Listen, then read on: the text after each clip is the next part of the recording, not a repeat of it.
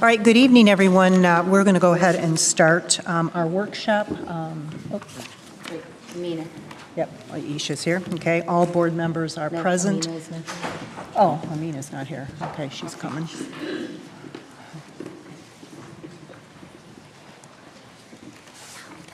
Okay, now we can start. So we are going to do a bit of change to the agenda tonight. First of all, we do have a guest speaker that is going to be addressing us. We'll introduce her more formally in a moment.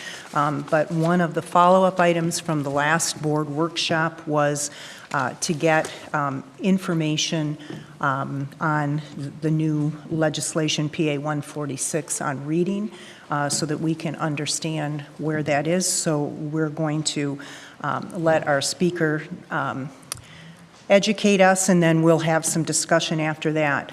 We also have, this is a workshop. There is not going to be any decisions made here tonight.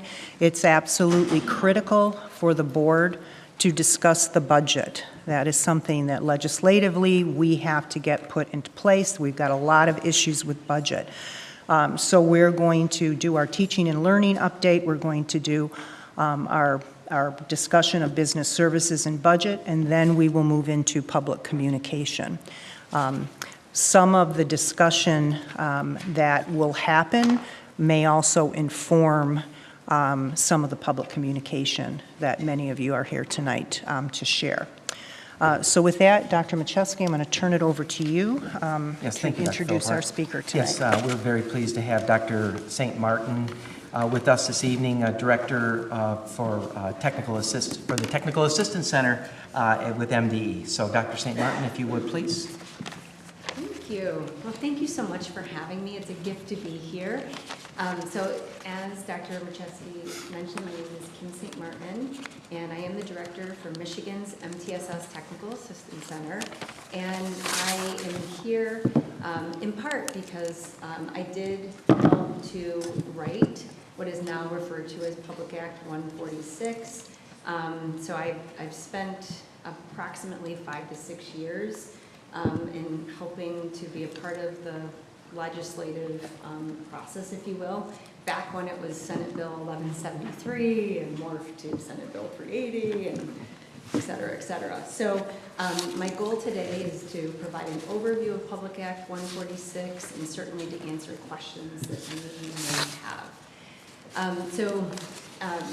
Public Act 146 is referred to as the K-12, so kindergarten through 12th grade literacy/dyslexia law.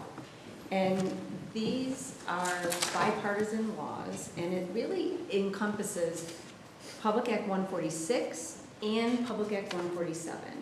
And the reason why I'm honing in tonight on Public Act 146 is because Public Act 146 focuses on currently practicing teachers, so teachers who are in service. Public Act 147 focuses on pre-service teachers. Both of these laws are tied together, so they go hand in hand. So that's why you see K-12 literacy/dyslexia laws, they're bipartisan laws because they both go hand in hand. And I think someone just, yes. Is it okay to ask the questions as you're Absolutely, discussing? please. So what are pre-service teachers? Can you help me explain? So these are teachers in training. So they are Okay. students at universities like University of Michigan, Western Michigan University. So they are teachers learning how to do, they're pre-service teachers, they're students that are learning how to be teachers. Yeah. Okay, thank you. And so I'm focusing on Public Act 146 because they are currently practicing teachers. But Public Acts 146 and 147, they are bipartisan laws, and they were signed by Governor Whitmer on October 10th, 2024. And the goal of the K-12 literacy dyslexia laws was to improve reading outcomes for K-12 learners.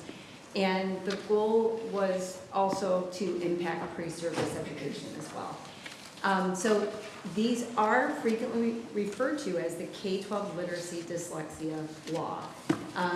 Some people do say dyslexia law, And I really do gently remind people that these are the K-12 literacy / dyslexia law, because what you're going to see in a moment is just referring to them as a dyslexia law is not really accurate. I wouldn't say that that is an accurate way to describe them. And some people forget that the grade levels span kindergarten through 12th grade. So I just wanted to make a note of that. So let's talk about the components of Public Act 146. So Public Act 146 does encompass what was referred to as read by grade 3. So the formal statute that many of us in education know as read by grade 3 was 1280F. That's what it was referred to as in statute. So read by grade 3 is within Public Act 146. So some people ask, gosh, is there a separate read by grade 3 law? And the answer is no. It is now within Public Act 146. So it includes read by grade 3, and elements of read by grade 3 were enhanced or revised. Many of you probably already know that read by grade 3, even before Public Act 146, was already revised. It no longer had included retention. All that happened even before Public Act 146 was signed into law by our governor. But there were some changes to what we refer to as read by grade 3, once read by grade 3 was embedded within Public Act 146. And some of those changes are here on this slide, or you have the hard copy in front of you. So the acronym IRIP, referred to as Individualized Reading Improvement Plan. So IRIPs are still in Public Act 146. They were in read by grade 3. However, they span kindergarten through 3rd grade. So that is a change that is now in Public Act 146. They now span kindergarten through 3rd grade. It is no longer required to develop IRIPs for 4th graders. And Michigan Department of Education, my colleagues at Michigan Department of Education, we are working together to examine some of the language within Public Act 146, because there is a section of Public Act 146 that reintroduces the same acronym, the IRIP acronym, IRIP, but it doesn't stand for individualized or individual reading improvement plan. It stands for individual reading intervention plan. So same acronym, means something different, and it has raised a lot of question about, wait a minute, are IRIPs for all students that go all the way up through 12th grade? And we're working on clarifying some of that confusion, and so that is work that is happening right now within Michigan Department of Education, so to be continued. But I want you to know that in any district to know, even in the frequently asked questions that are already on the Michigan Department of Education website, everyone is aware that point of confusion exists, and we're working at clarifying some of the terminology. So developing IRIPs, though, in 4th grade, even though it used to be in read by grade 3, that is no longer required in Public Act 146. So that's an important note in that second sub-bullet of this slide. Public Act 146 does require a level of IRIP information to be reported to intermediate school districts. So the student level information is de-identified, so obviously, preserving student information. So it's de-identified. It is to be provided to intermediate school districts, and then it is sent to Michigan Department of Education. And again, these are all things that Michigan Department of Education is aware of and are working to figure out the most efficient and effective way to address those things. Yes? So the ISD is the one who removes the identification, or is it the district that removes the identification? discussion? Well, because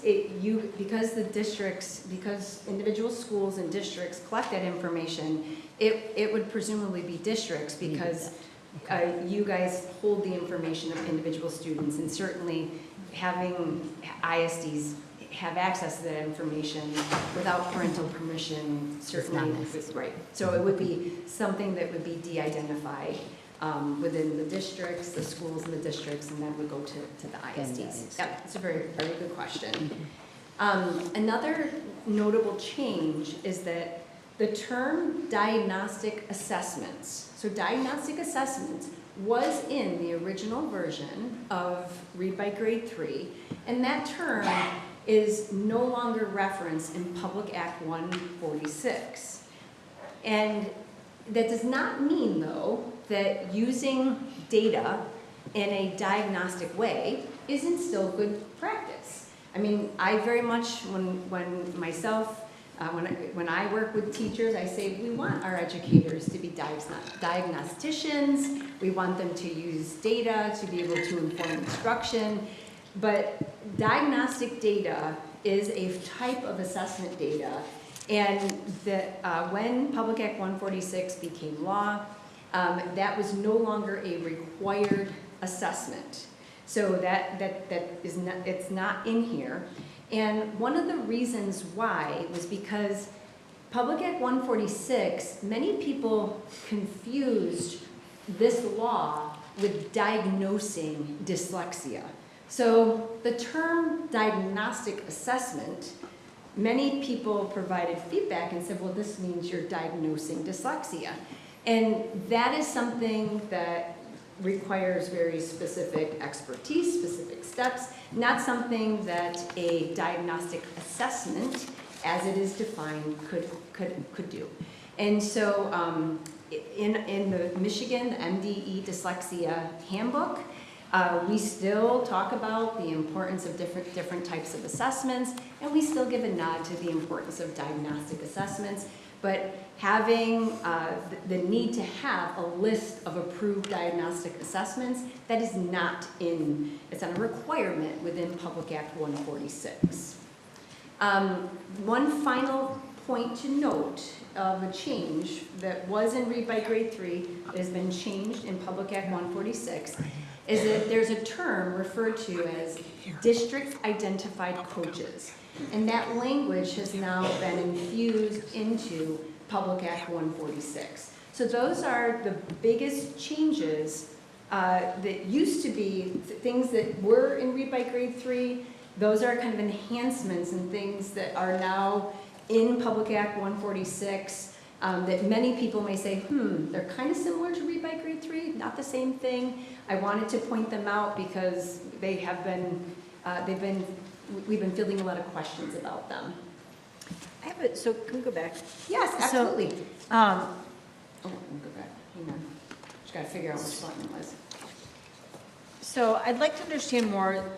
Can you give me some examples or give us some examples of what these diagnostic assessments were that were previously referenced and are no longer referenced? And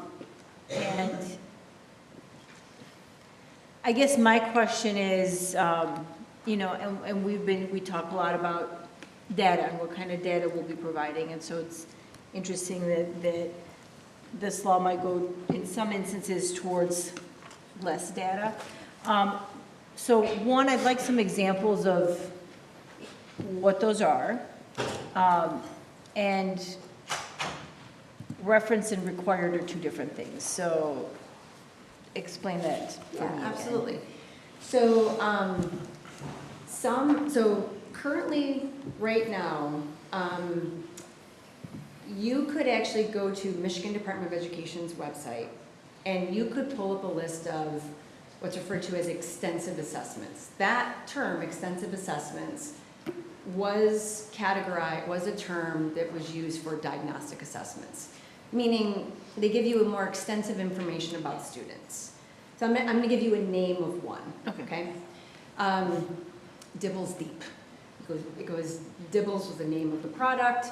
It goes deeper into understanding reasons for why students may not be able to are not able to blend and segment the sounds they're hearing in words, for example. And so there's a series of assessments. Many diagnostic assessments can still be used, but what happens though is that they don't have a lot of they're not necessarily reliable and valid measures. So I'm going to get statistical for a moment, but some of the technical adequacy behind these measures aren't there. They haven't been studied enough to be able to say that if we were to administer them, they are reliable, they're valid, and frankly, you could use other sources of data to get some similar information. And so there are still teachers, regardless of whether it's on an approved list or not, still will say, we need more information about a student. You could still administer an assessment, but it wouldn't necessarily have to be an assessment that is administered for every student who is reading at a level below grade level expectations. Does that help answer your question? Okay, thank you for your question. So, but keeping with the same topic of assessment, so there are some assessment requirements in Public Act 146. So they are broken up into kindergarten through 3rd grade and broken up then into 4th through 12th grade. So for K through 3, Public Act 146 in the law says that there needs to be reliable and valid screening and progress monitoring assessments. And the law specifically outlines the assessment measures that need to be used to assess for, and a term I'm going to define shortly, is characteristics of dyslexia. So what you see on this slide are the types of things that the screening and progress monitoring assessments need to be equipped to assess for. Phonemic awareness, letter sound, correspondences, and all of these things that you see up here, all these things, the newest one is the one in bold. So the one in bold is pretty new related to Public Act 146. It's referred to as rapid automized naming. And rapid automized naming is a very specific assessment that measures dyslexia characteristics. So it looks at processing speed. So it measures individual students' cognitive processing speed, and it's done in a way by which students are naming known colors, objects, letters, words. Now the reason why it ranges from objects to colors, letters, and words, because if you've got a student young enough who doesn't yet know letters, asking them to name letters isn't necessarily an indicator of their processing speed. It could be an indicator that they may not know letters yet. But the assessment is timed, but we don't want teachers teaching kids rapid automized naming. It is just an indicator of their processing speed, which when I get to the definition of dyslexia in a moment, I'm gonna try to connect the dots and explain this better. In MDE's Dyslexia Handbook, we do talk about the utility of rapid automized naming. It is an indicator of processing speed, and that could give us more information about if you've got a learner whose rapid automized naming assessment data is indicating that they could be at risk. It could be an indicator that there are dyslexia characteristics and that it could help give more information to figure out what we may need to do to intensify instruction. But it doesn't have any instructional utility, meaning I had a teacher say, well, what should I do? Should I give flashcards and have kids just name objects? It's like, well, there isn't instructional utility for that. I mean, your ability to process information, that is neurobiological. There's not necessarily anything that I can do to show you pictures of things that is going to improve that. And so our Michigan Department of Education handbook does talk about that, and that is something that I just wanted to be transparent about. I have a question regarding that. Yeah. Does that account for ELL students who may not be able to name the object in English in a rapid manner? There actually is a whole other section in here specific to English learners. So there is a section in the Read by Grade 3 revisions in this section. There was an enhancement done specifically for English learners. So the previous version of Read by Grade 3 did not take into account language proficiency.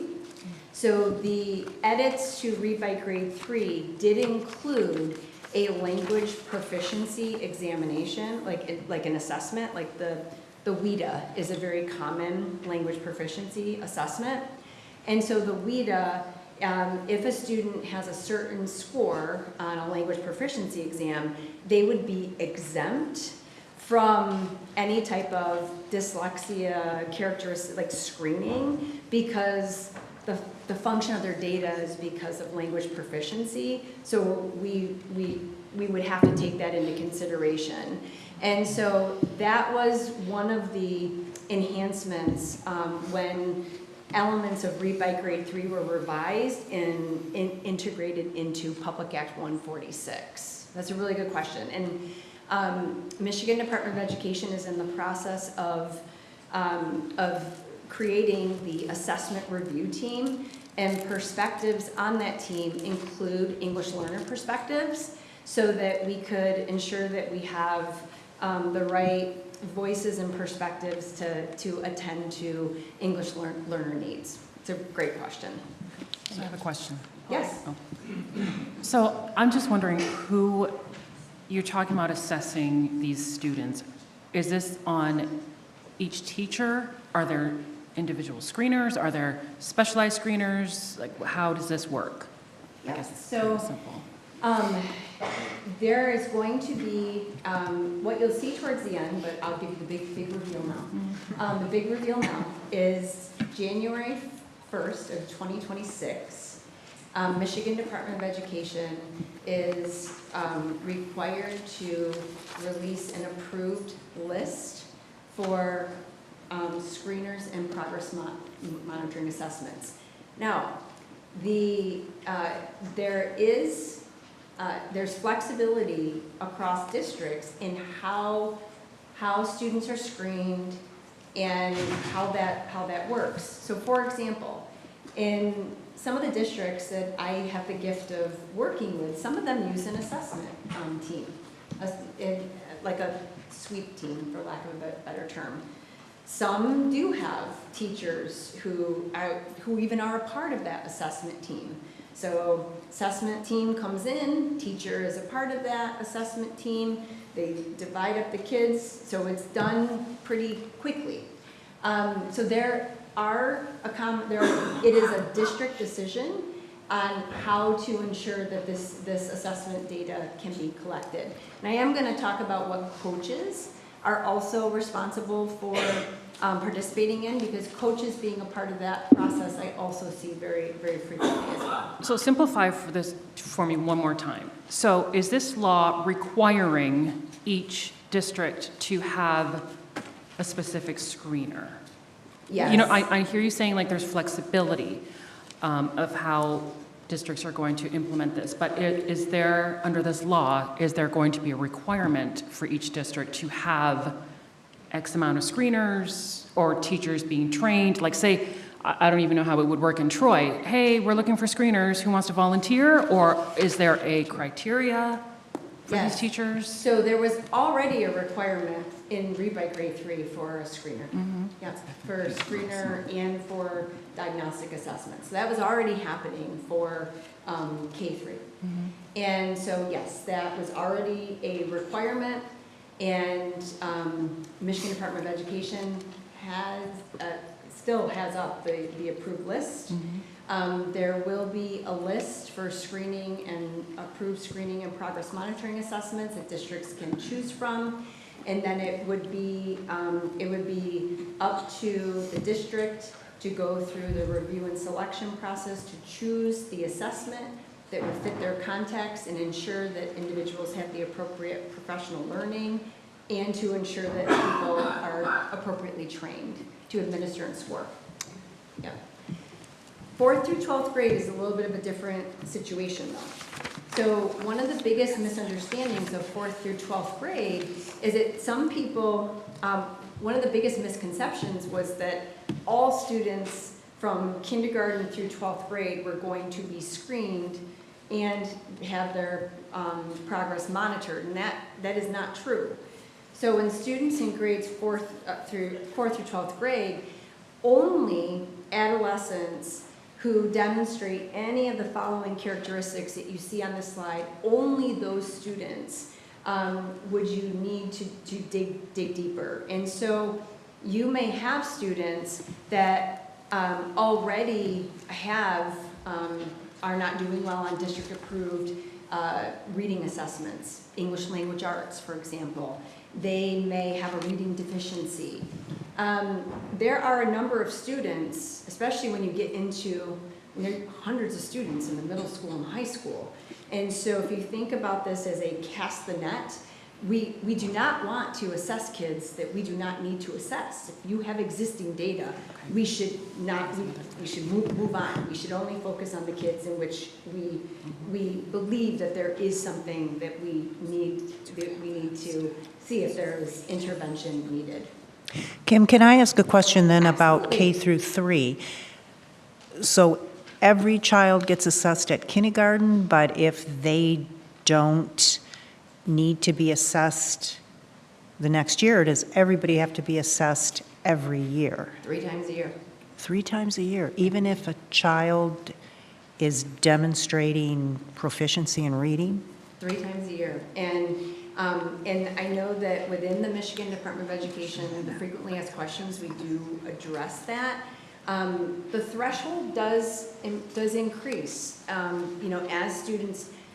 There are concrete examples where you may have a kindergartner who could look as though he or she is where they need to be at the middle of kindergarten, and then by the end of kindergarten, or certainly by the middle of 1st grade, without the ongoing screening, all of a sudden it's like, whoa, what has happened? Because the expectation does shift over time. Okay. And so, but the goal of this is screening should be quick, efficient. It should not be a laborious task and this is where the list and doing a thoughtful review and selection process, and that is frankly why when we think about diagnostic assessments take a long time. So to do a diagnostic assessment on every single learner, if we don't need that type of information, is, in my opinion, not a good use of time. I'd rather spend that time teaching. Yeah, okay. So yeah, that's a really, really good question. How long does an average screening take? Depends on the grade level. And I don't want to misspeak. Depends on the grade level and the time of year. Because if I am a kindergartner at the beginning of the year, oh gosh, I'm gonna be guessing. We won't hold you to it. Yeah, 20 minutes, Yeah, just give us 20 minutes, 2 hours. No, it's definitely not 2 hours. I would say it could take 15, 20 minutes. No, I don't think that's too long. But okay, Dr. Marcheski, hold me to, I will get the answer. So Thank you. guys, because I really appreciate don't it. want to misspeak, but that comes up a lot, and I do want, it also varies based on the type of assessment, based on the publisher. And so different publishers have different assessments, and they have different administration and scoring protocols. And so, like, what I may say for one assessment may take more time or less time based on another assessment. But I promise I am going to get a couple of examples for you guys if that's fair. Yeah, And thank you. I still have a couple more questions about the K through 3. It's slide number 5, the assessment requirements, and I know you went a little bit more into detail about the rapid automized naming, Yes. but there's a list of others on there as well. And so, did those others previously exist in the current law? And is that why they're not highlighted or bolded? Yeah, So I think what I'm trying to get at, and, you know, and I'm not a teacher, I'm not an educator, so teaching kids how to read at that level is out of, you know, my wheelhouse. But I do want to understand, because this is for us, I think this is also information that is for the community as well. And so I think sometimes there's this sense that everything we're doing now, or that we've been required to do now, is somehow, and this is not to say that there's not improvements that our district is always looking to make, but there's a sense of, there is what is now, that's all gonna go away, it's all bad, and what's coming is all something completely new that we are not doing. And so I just, and I didn't, and I'm asking this because I didn't honestly know. So everything on that list is not something brand new that we're not already required to do. I wouldn't say that. What was in Read by Grade 3 was so Read by Grade 3 did not include any definitions. It didn't. Okay. So like if you were to open up the original, and I don't even think I have the original copy. If you were to, if I were to pull the original 1280F and go to the back of the law, like I could give you PA 146 right now. And if you go to the back of PA 146, you're gonna see definitions. And if you go to screening, Okay. you're gonna see what's on there. If you were to go to Read by Grade 3 and go to the back where you would expect definitions, you would not have seen robust definitions. Okay. What you would have seen was what was commonly referred to as the 5 big ideas of reading, which included phonemic awareness. So Okay. you see phonemic awareness up there. You would have seen alphabetic principle or phonics. You would have seen fluencies. You see oral passage reading fluency. Yeah. So you would have seen all those words, or you would have seen fluency. You would have seen comprehension. You would have seen vocabulary. You don't see vocabulary up there. So this Public Act 146 does spell out these, what is in a screening assessment a lot differently. However, many people, if you look at the list of assessments that were on the approved list for Michigan Department of Education, many of those assessments on the list had all of these things, all the bullets here, except for, rapid automized naming wasn't overtly named, Okay. but some of those publishers, the vendors of the assessments, have added rapid automized naming to their assessment suite. And even some of the other assessments on that list would have done letter sound correspondences as well, or letter naming. They would have done nonsense word reading. So this is not, and I think what I'm trying to get is an understanding of, things may be more defined, a little narrower, but it's not necessarily changing everything that has been before, or that individual districts have necessarily already been following because of the prior law. I would say, now again, I've only had a few conversations Yeah. with Dr. Chesky, but for some districts, no. They're like, this is not very different for what we've been doing. For others, based on some of the other things that you see, some may say, oh, this could be different. Again, that's where I don't have the full context. No, of course, Yep. but it's not necessarily all new. Some things might just be defined a little bit better, but some of these Yeah. requirements did exist in the prior law. Yeah. Okay. It's a really, really good question.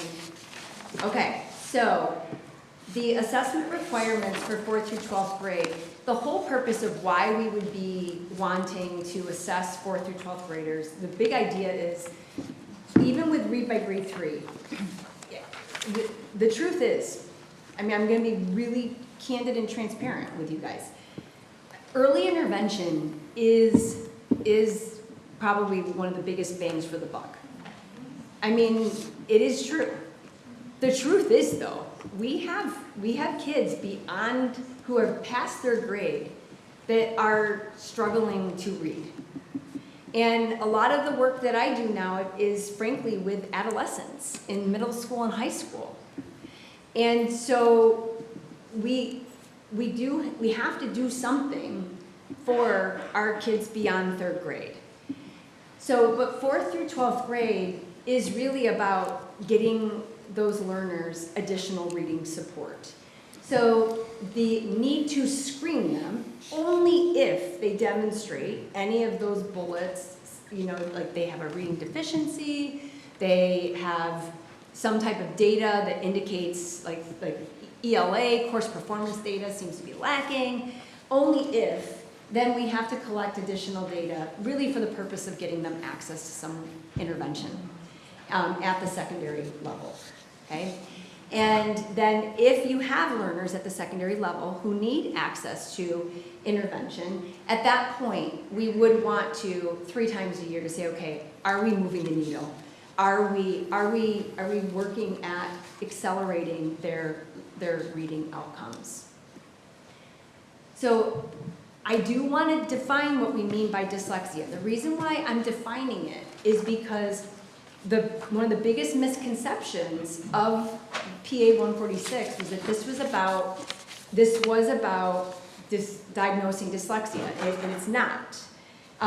But I want to define it because the term that is pervasive within Public Act 146 is dyslexia characteristics. So I can't really talk about dyslexia characteristics if I don't define what dyslexia is. So I'm defining what dyslexia is.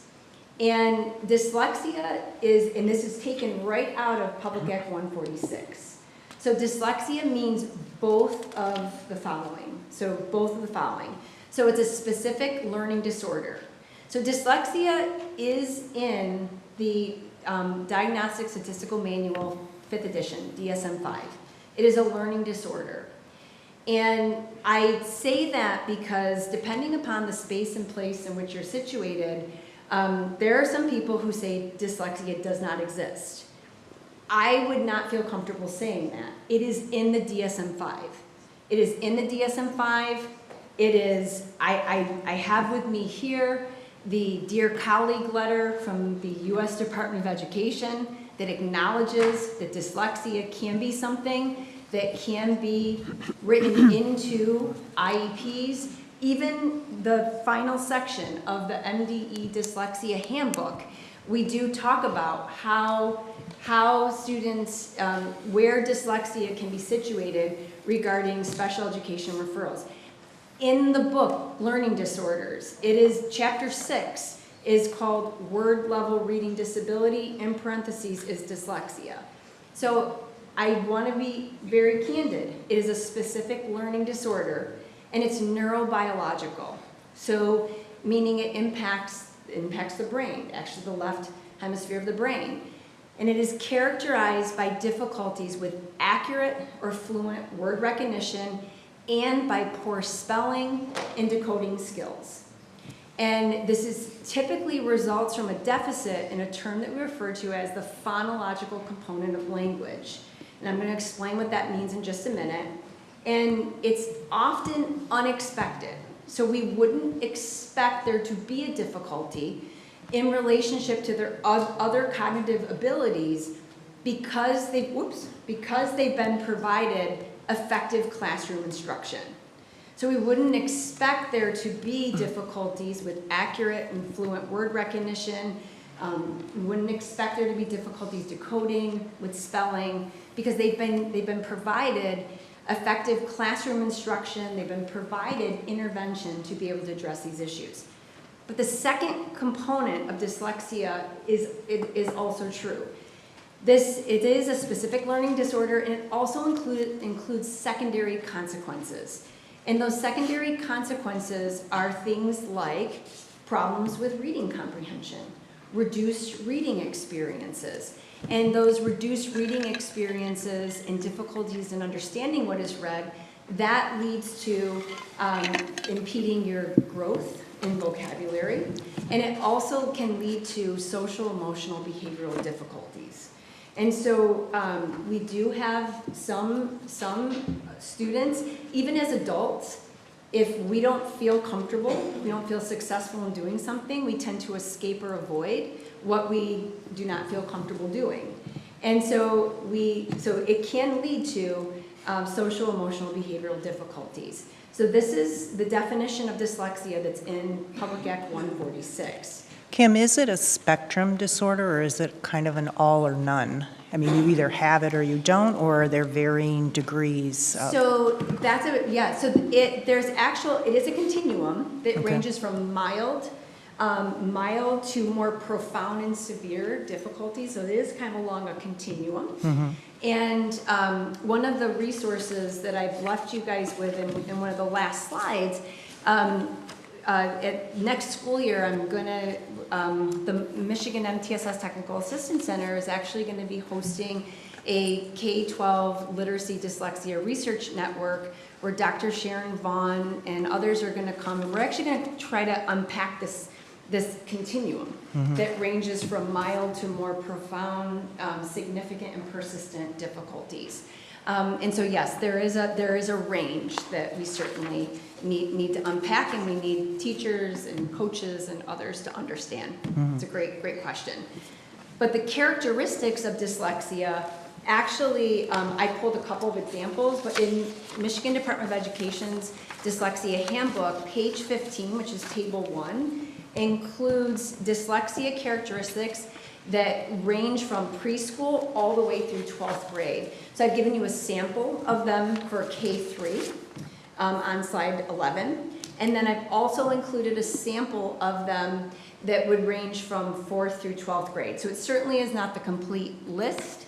If you were to look at table 1 on page 15 of the MDE Dyslexia Handbook, you would see the full range of them. And these are dyslexia characteristics that may, and may is emphasized, may be indicators, characteristics of dyslexia.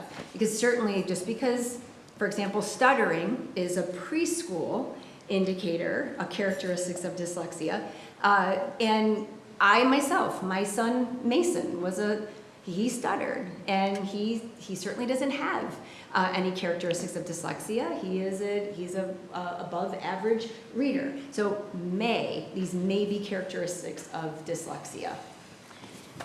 Multi-tiered system of support is also included in this, in the Public Act 146.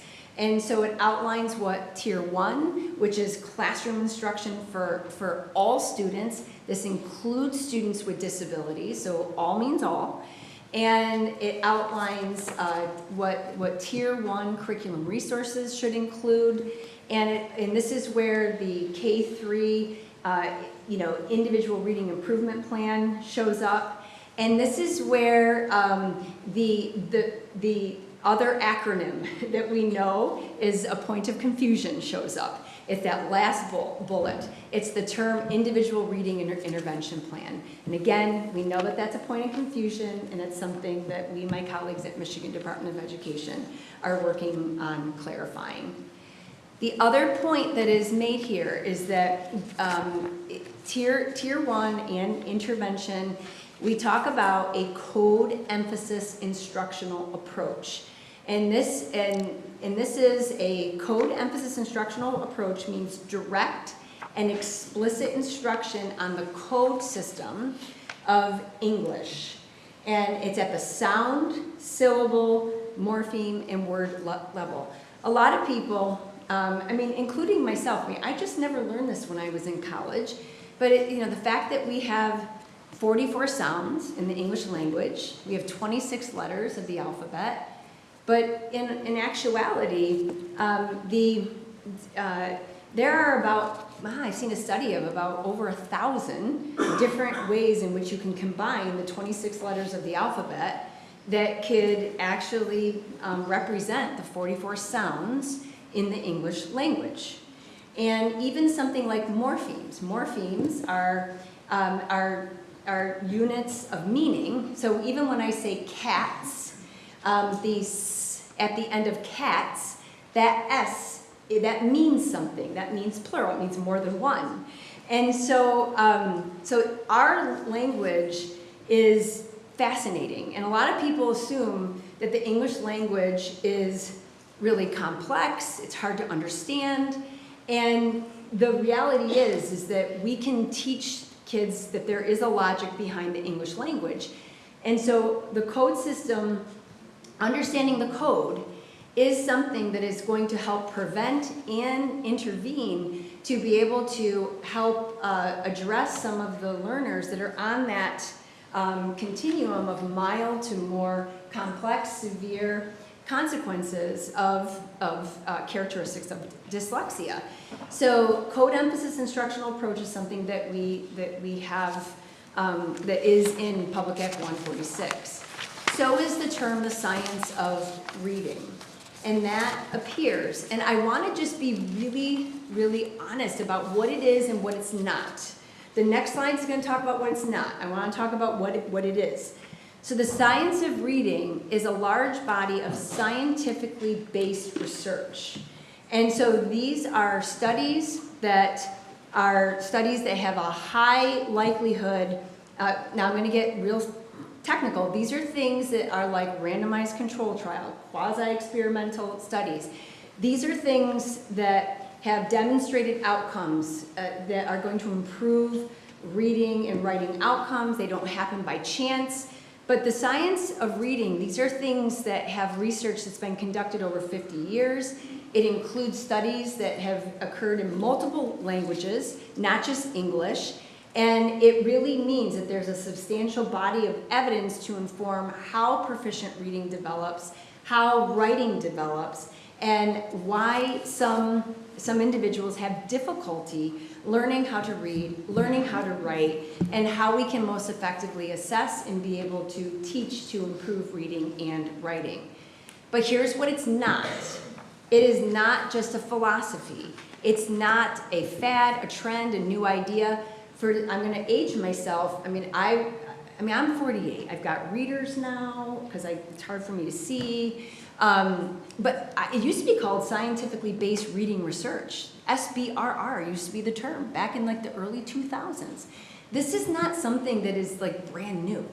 This is not a new idea. This is also not a political agenda. I've heard people talk about it as a political agenda. It's not a one-size-fits-all approach. I've read articles where people think this is just about phonics. This is not just about phonics. The science of reading, there are studies, scientifically based studies that have been conducted that talk about how kids can most effectively comprehend what they read, and how writing and reading are reciprocal, and how writing improves comprehension. So there are a lot of studies that don't just talk about phonics. And so I want to be very, very transparent about that, what it is and what it's not. This is the piece that I also want to point out. Section 23C, subsection 3, A through E, shows up in Tier 1, which is classroom instruction and intervention. And it says the instructional methods and curriculum resources described in the subparagraph must not include instructional methods or curriculum resources that minimize the importance of primarily using letter sound information to decode or recognize unknown words. And so including but not limited to any of the following. So the following are A through E. Prompting our students to guess unknown words using pictures and illustrations, skipping over an unknown word, identifying only the first sound and guessing, memorizing a word in its written form, using predictable text. Now I will say, using context clues, so if I am looking at one of those, if I'm using context clues, for example, I would use context clues to be able to understand, define words, and make meaning of what I'm reading. That is a strategy that I actually use with adolescents when they are in discipline-specific text and the teacher's not there and we're not providing teacher-directed instruction on vocabulary. That is appropriate. But when we have the regions of the left hemisphere of our brain that are responsible for reading, all three regions have to work together. So we can't have kids guessing words in lieu of teaching them the code. They have to understand the sounds of our language and how those sounds come together with the letters and letter combinations. And we've got to give them the practice in being able to read words that include those letter sound combinations. So this is very, very important, and it's going to prevent reading difficulties, and it's going to help be able to intervene and ensure that we can accelerate the reading outcomes. Can we go back to that for a second? Yes. I have a question, I'm too.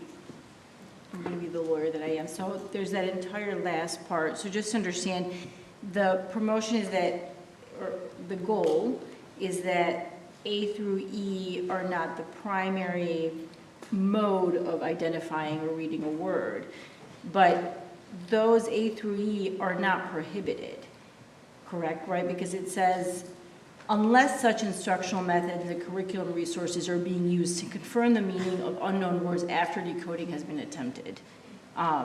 So that's just to confirm the meaning of the words. Right, Right. so these four things would not be used in lieu of teaching kids sound, like actually using a code emphasis approach. So this would go hand in hand with the code emphasis instructional approach Okay. that you see right here. So, yep, so this is something that is, that when you asked me, I forgot who asked. Someone asked the question about, is this, I think it was you. Is this something that we're already doing? And I said, well, it depends. Yeah. Some districts would say, yeah, but like, this is right in alignment with what we've already been doing. This could be the section where some say, this may be something that we have to do some digging, and we may have to And work the on. reason that I ask, right, because when it says that these are things that must not be included, people see the not include and then just see A through E. And so, as, clearly our district, as other districts, will be reviewing our reading curriculum and, seeing what changes need to be made. But I bring that up because if people see the must not include and see A through E, and then their child comes home and is using these other things to make meaning of a word, then, people need to understand that some of these things are not, it's not must not be included at all, right? There's a, it's a finer, does that make sense? Because people can see must not include, and then they just see that A through E is not a part of reading at all.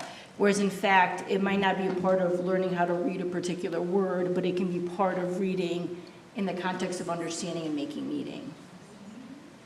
So That was a little bit of the concern that I have, because without your explanation, I looked at B and I thought, that's a valid strategy. I mean, I still It read is. that way.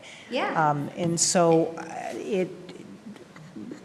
there's some, and I didn't get that from reading Yep. that paragraph. So I'm a little concerned in that, to Amina's point, we don't want people confused that what are really valid strategies for content for comprehension are being precluded. I mean, what would be a real Yeah. bad consequence of this legislation is that we can sound out words, but we're clueless as to what kids are reading. And one of the things that I give you guys so much credit for, and is to even have this type of what you called it, a work session or Workshop. Workshop, yes.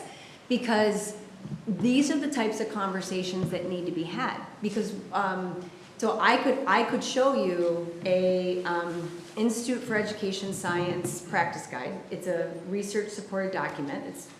That talks about how to help fourth through ninth graders read. Recommendation 3 is about comprehension.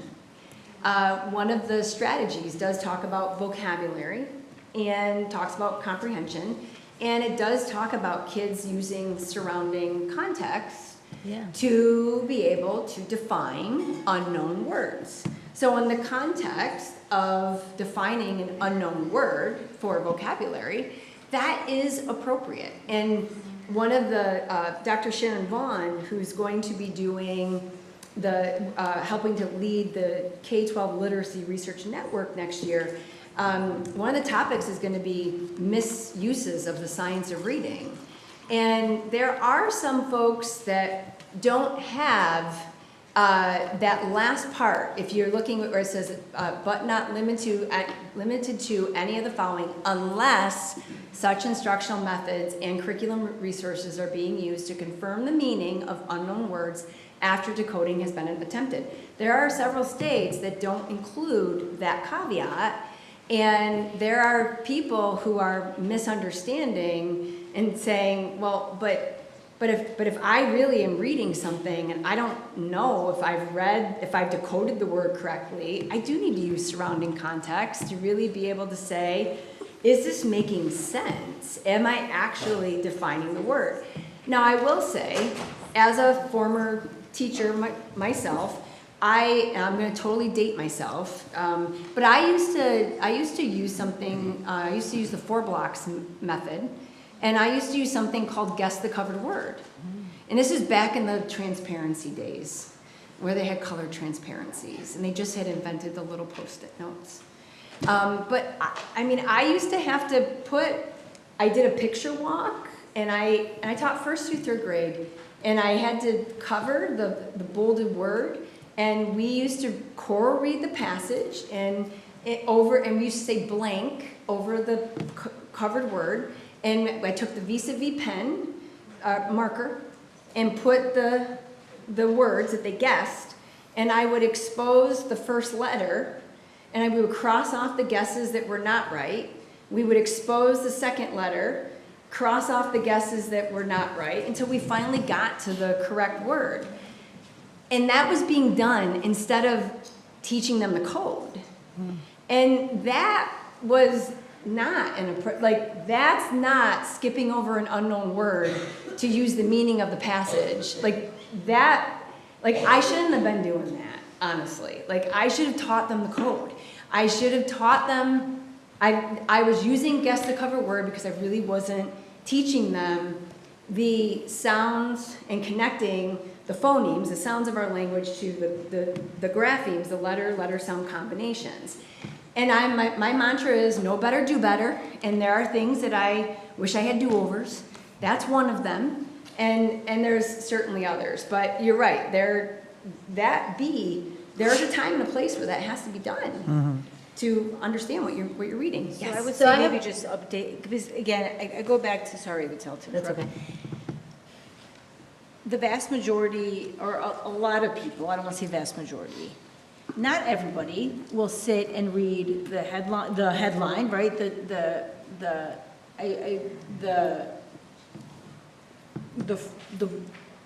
first sentence, and then read all of it very carefully. They will see must not include A through E, and they're going to think that A through E is never appropriate when we're teaching kids to read.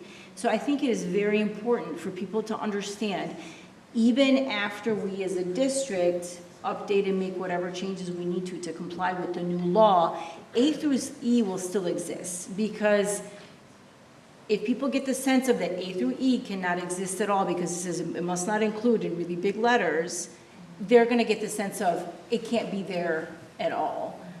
So I think that's very important to figure out how to, especially when it's being presented, and we're being taped today, so this is going to be, people are going to be watching this at home. It's very important for people to understand that must not include has a caveat in there. So A through E is not, prohibited as a part of any reading curriculum. And it's after decoding has been attempted. Attempted. Yeah. Right. So we have to decode. Yeah. Yep. We have to attempt to Kim, decode. question for you. Yes. So you were a great teacher, I'm assuming, and you've taught that method, and Well, you've taught know many better, do teachers. better. Know better, do I get that, but all the students that you have taught are doing great, I assume, right now? Well, I mean, I wish I could go back and keep track of my 32 third So graders. there are And many ways Yeah. to peel an orange or to teach, I'm assuming. Sometimes I feel like these type of prescriptive laws can make it difficult. Just let me know. Yeah. So there are the final few slides. So there are things that Michigan Department of Education is responsible for doing. So MDE is responsible for defining, providing a coaching model. And that includes expanding the coaching model to include grades 4 through 12. Because currently, the coaching model was required for Read by Grade 3. So Read by Grade 3 did include the coaching model for actually pre-K through third grade.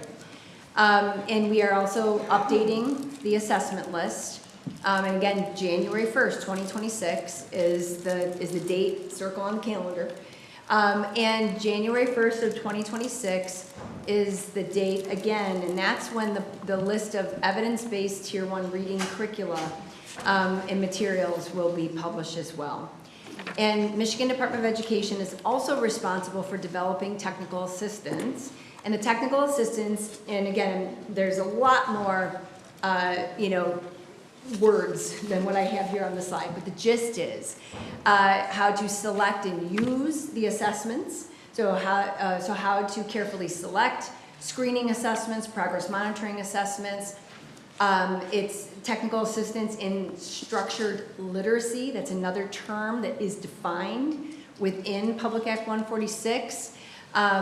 Technical assistance in evidence-based instructional methods and curriculum materials, and understanding dyslexia. So I said earlier that we would be, to Dr. Philipparch, I want to make sure I got your last name correct. Yeah. We would be providing next year some professional learning in understanding that continuum of mild to severe profound difficulties in dyslexia. That's an example of further understanding dyslexia. So those are some of the Michigan Department of Education responsibilities. So questions, we've been doing questions all throughout, but what additional questions do you guys have for me? Yes. So I would say even over the last 6 months, we've gotten questions and some feedback from the community of the new law has been passed, why haven't we been implemented the changes? And so I just want to make it then clear, right? So an official list of approved assessments has not been released yet. No, it has not. Okay, and there's not been a published list of curriculum that is recommended. So the, not for Public Act 146. So Okay. yesterday, the section 35M, as in Matthew, there were three rankings lists that were released. Now 35M is out of state aid, and that is $87 million. It's a competitive grant competition, and the rankings lists were for Tier 1 early elementary curriculum materials, intervention, and professional development. Okay, I actually have those printed here with me. Now, just know, state aid, our state budget went into effect officially October 1st. In the second slide that I went over, Public Act 146 was signed into law by Governor Whitmer October 10th of 2024. So state aid was already in effect. Section 35M was already written. Many people are getting the list, the rankings lists that were just released yesterday. They're thinking that yesterday's lists are one and the same as Public Act 146. And that's really not the case. And so I want to be clear about that. January 1st of 2026 is when the Tier 1 class-wide elementary reading curriculum list needs to be released for Public Act 146. And that is the same date when the assessment list for screening and progress monitoring assessments needs to be released. For districts who want to apply for some of the $87 million that are a part of Section 35M funds, the application for those funds that's open now. It's available via Nexus, and people can go online to be able to access. There's even a nice YouTube tutorial on how to navigate the lists and how to apply for funding. So, I- go ahead. I have a question about that. So is it like, does it make sense for a district to apply like for this 35N money if the things on that list might not be the same things on the PA 146 list? Or is Yeah. there some sort of assumption that probably they will be or no? Yeah, so I certainly don't want to speak for my colleagues at Michigan Department of Education, because Dr. Jennifer Saylor and Ms. Denisha Wells-Smith are not here. So I would encourage people to speak, to directly communicate with them. But it has been communicated that the things that are on the Tier 1 list and those things that are currently on the Section 35M list will also appear on Public Act 146. However, there needs to be another process by which additional vendors can submit to have things. Because, I mean, let's be honest, not every vendor perhaps submitted or desired to submit. And so, but I do not want to misrepresent my colleagues at Michigan Department of Education. So it is possible that vendors and approved assessments and curriculum may appear in 2026 that are not a part of the approved training under 35M. There are no assessments on 35M. So so the assessment list that I'm referring to, January 1st, 2026, per PA 146, that is not a part of 35M. So there is no training available under 35M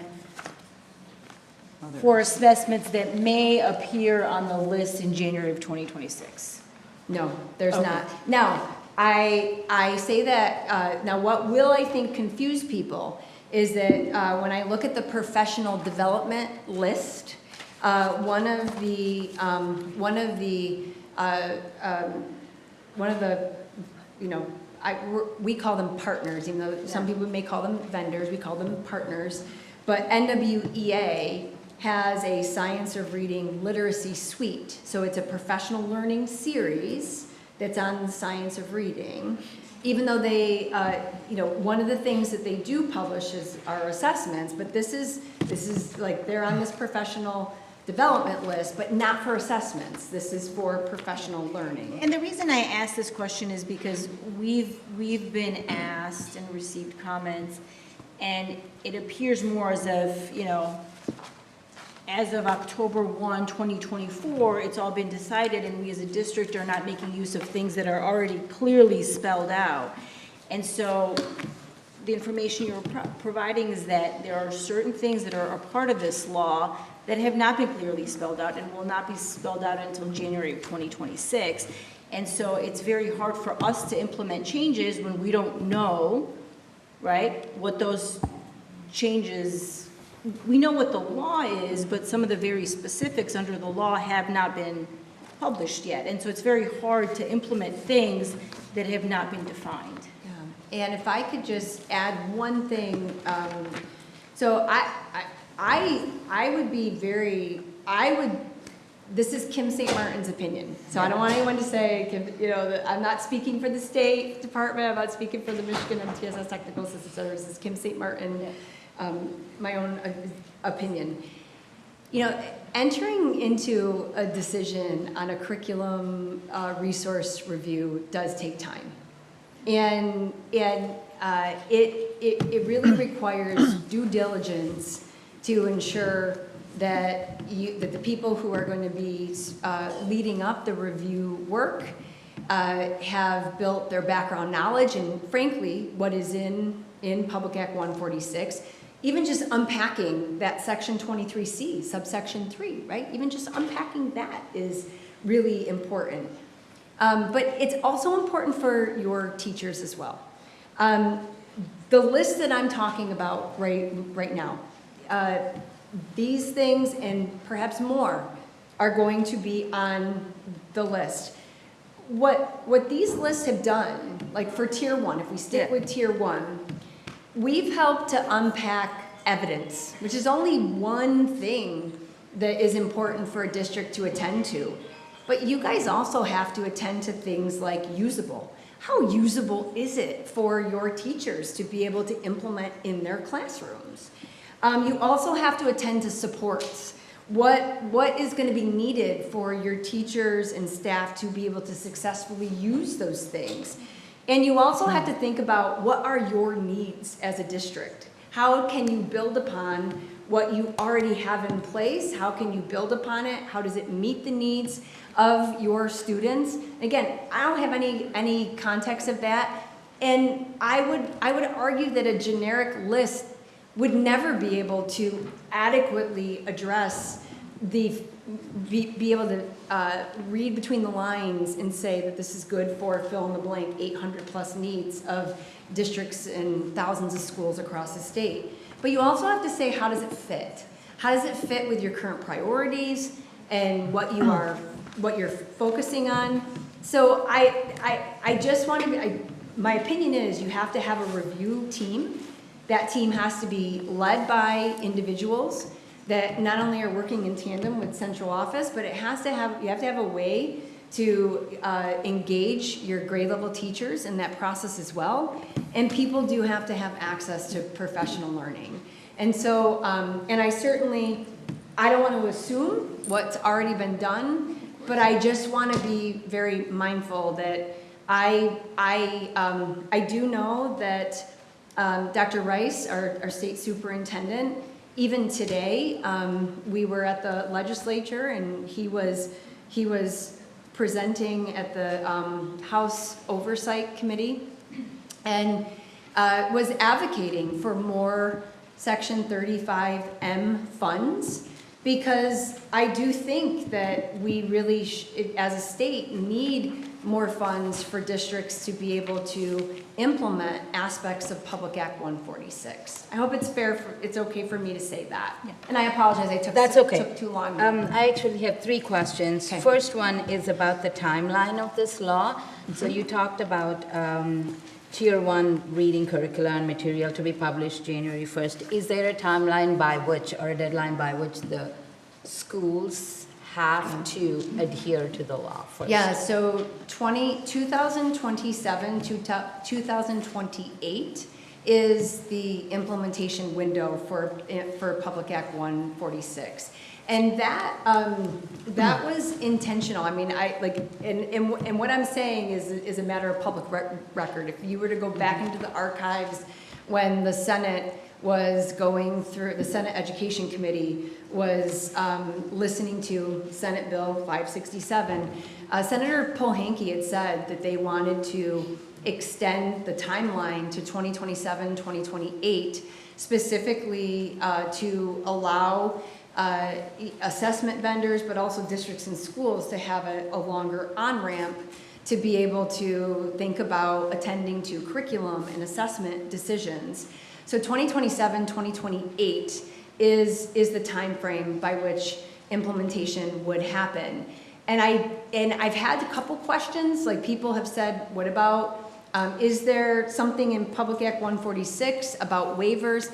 There's nothing in the law that says that there's a waiver. So, I mean, I have not seen that in the law. I would encourage people to reach out to my colleagues at Michigan Department of Education just to get an official answer, but it's not in PA 146. So my second theory, Because is it by the 27-28 school year, or is it by September 28? Or So there is, so a decision needs to be made August 1st of 2027.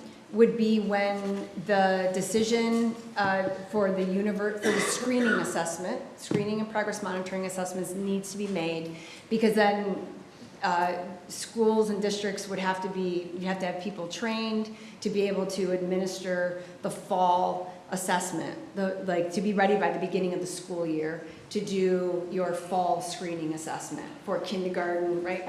Think about kindergarten through third So grade. it needs to be approved or needs to be implemented, because those are two different. So August needs to be selected, and so you would have to be approved probably prior to that.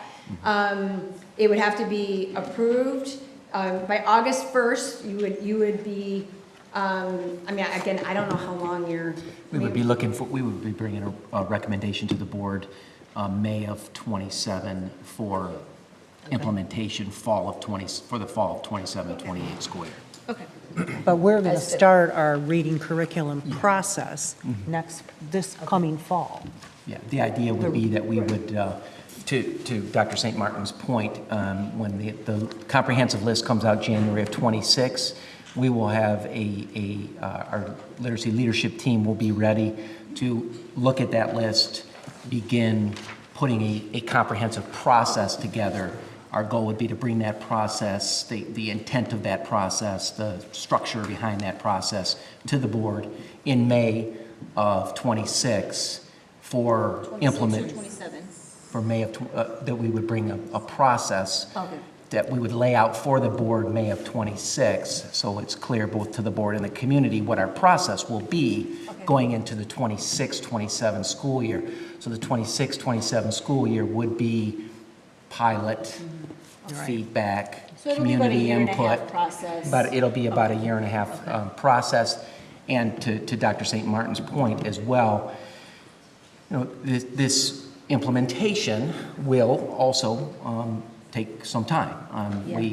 Whenever you implement a curriculum, in particular a curriculum that is as inclusive and as extensive as a reading curriculum, K-5, will mean additional professional learning for staff. It will mean time necessary to fully unpack and understand the work. So I'm looking at 2 solid years of very intensive implementation and support for staff during that implementation period. And that includes the 4 through 12 assessments as well, the same timeline? So the assessment list is going to span all the grade levels. And again, that is something that's going to be driven by the research. And so the assessment team, I mean, more information is going to be coming on that, but the research, the review process is going to drive what gets on the list, what assessments, what measures, for what grade level, what's reliable, what's valid. So more information to come. Yeah, I guess the only point I'm making is we have a plan K through 5, but we need to comprehend secondary. What that implication implication is, for right, beyond that. secondary. And if you're a secondary student and you have dyslexia characteristics, the primary consequence is you're likely struggling with some multisyllabic decoding issues. In your secondary consequences, because of the multisyllabic decoding issues, it's impeding your ability to comprehend, reduce reading experiences, reduce topic and background knowledge and vocabulary. Okay. Still have 2 more questions. Yes, Sorry, yes. being patient.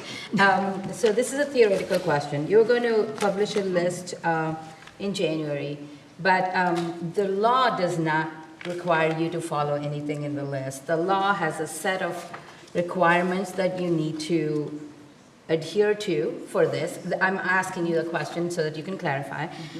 So if us as a school district find a curriculum that's not in your list, theoretical question, but still would adhere to everything in the law that is required, that is specified, is that possible? Yeah, I mean, I wanted to pull, so you are right. I mean, so the law does not require that you have to choose a tier 1 reading curriculum from the list. Just like you don't have to choose from the section 35M list right now. That's just a competitive grant. So you are right. It does not require that you have to do that. With that said, though, I did include in one of the resources, I included a link to the K-12 literacy dyslexia page from Michigan Department of Education. The frequently asked questions document does reiterate just what I said. You're not required to choose from that Tier 1 reading curriculum list. It does talk about within Section 2 that districts do have to have assurances that what they are using is aligning with the science of reading, and, Right. it outlines the types of skills, but you're not required to choose from the Tier 1 reading curriculum list. Assessments is a different story. Right. That is a different story. That is a requirement, and the frequently asked questions does outline that as well. So as a follow-up question, what is the body or organization that's going to approve what we have chosen and say, yes, this meets the law? What body is that? Is that MDE? Yeah, so that is information, I don't want to steal their thunder. That is communication that's going to be coming out from my colleagues at Michigan Department of Education. So you think this them? Yeah, I know that what I can say for the Section 35M list, that was the Committee for Literacy Achievement, but I'd like to wait until my colleagues at Michigan Department of Education communicate, because there would be communication regarding assessment as well, and communication regarding what's happening for Public Act 146. I hope it's okay that I That's totally just okay. don't want to steal I'm their also thunder. trying to understand. Yeah, Okay. absolutely, absolutely. Okay, and the last question is, all of this is mostly reading curriculum, or is writing part of it, or separate? Can you help me understand that? Yeah, that is a really good question. So, so reading and writing are reciprocal skills, and so I do want to talk about that a little bit. So these are called the K-12 literacy. The fact that we're saying literacy, we do start to morph a bit from reading into writing, because literacy in and of itself, it means reading and writing. With that said, though, when like if you were to open up the Michigan Dyslexia Handbook, we talk about like the heuristic or the framework that we use to try to define how reading develops. We introduce people to something called the simple view of reading, and then we talk about a pre-K through 12th grade learning progression that's developing skilled readers. But there's also a simple view of writing, and there's also a pre-K through 12th grade learning progression that develops writing. And I just want to be very honest about the fact that the simple view of writing talks about transcription skills. So there are things that like the mechanics of writing, kids making sure they have good posture, how they're positioning their paper, like using the right writing utensil, pencil grip, you know, even like motor control. Like those are all transcription skills, really important. And we say that these things get increasingly automatic. And so that's like one body of things within the simple view of writing. And it's, don't let the name fool you. It's not simple. It's just, it's easier for people to understand. It's transcription skills multiplied by translation skills, and these are things that help kids write. They generate ideas to write, and these things need to be increasingly strategic. And these are things like making sure kids are generating text that they're writing. These are things like planning, they're drafting, they're editing. They're using word choice. They're thinking about writing different text structures. They're writing different genres. And writing is mediated by attention. It's mediated by working memory. And we can, so reading and writing do go hand in hand. They are reciprocal processes. However, many people think they are two sides of the same coin, and that's inaccurate. Because I could put I could put 4 words up here, and we could probably all read them. And then I could just randomly say 4 words and say spell them. And for some of us, many of us, we may not be able to spell them, like onomatopoeia. We could read it, but our ability to accurately spell it would be a challenge. And what that means is that, I mean, if you can spell a word, you know, if you can spell a word, you can read a word. But if you can read a word, does not mean that you can spell a word. And so these 2 skills are very much connected, and it is important, and I say that because if we think about the primary consequences of dyslexia, spelling is something that was a primary consequence. It was difficulties decoding, accurately decoding text, spelling.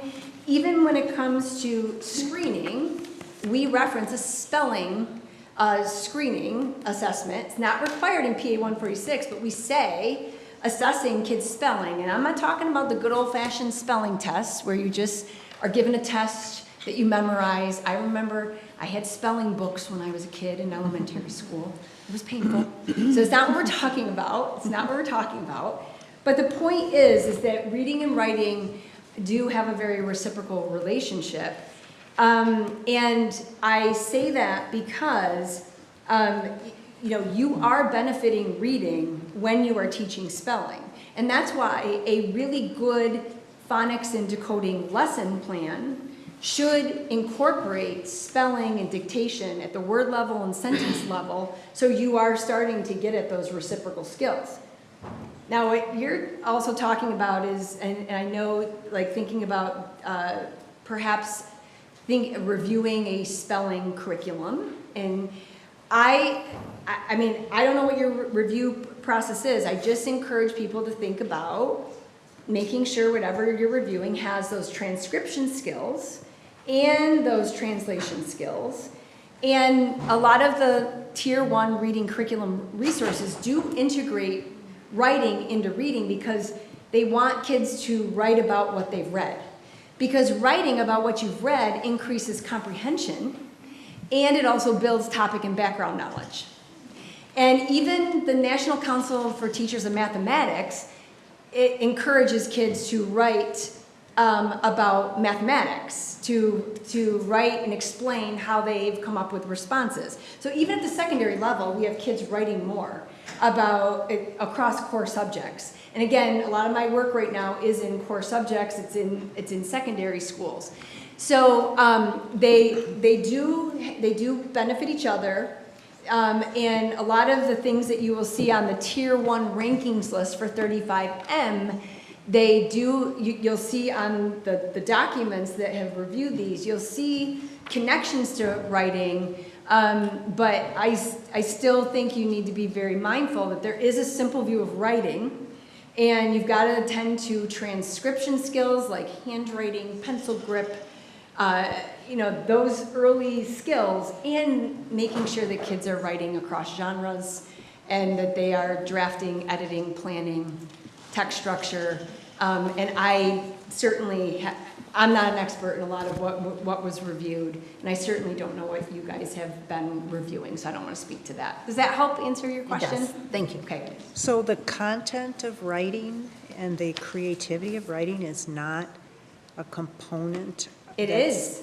It absolutely is. I mean, it absolutely has a component. So genre, text structure. So if I am a teacher and I am like think of if I'm doing folk tales, biographies, absolutely there's 100% a creative element to it, and there's also an element about kids writing about what they're reading. So I'm saying it's a both and. I'm not saying that it's one or the other. I'm saying it's both. Yeah, I guess the real issue on the table kind of being, in part of the reason that we asked you to come, was there was some sentiment that we should not continue to enhance our writing curriculum, that we should keep things as they are, even though we know there are some weaknesses in the writing curriculum about construct, so phonics and some of those things.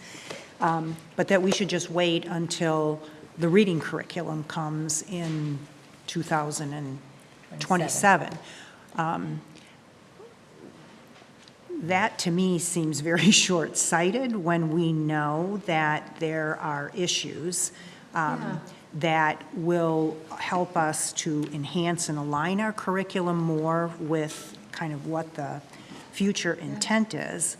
And so, but there seems to be some notion amongst members of our community that by enhancing our writing curriculum today, we're going in an opposite direction of what the reading curriculum is telling us to do, and therefore we're going to be wasting training, time, resources, and so on. And I'm just like, is there going to be a writing curriculum that's going to come out? Or if we have a general idea of where we need to potentially put more emphasis in our writing curriculum, to make it align with, some of the tenets of this law, that would be a wise thing to do. Yeah, I mean, there's what you're, and I'm more than happy to have more conversation with you guys. I mean, I can actually go through what the various review rubrics looked at about how writing was integrated into reading. It was mostly, there were some that looked at handwriting.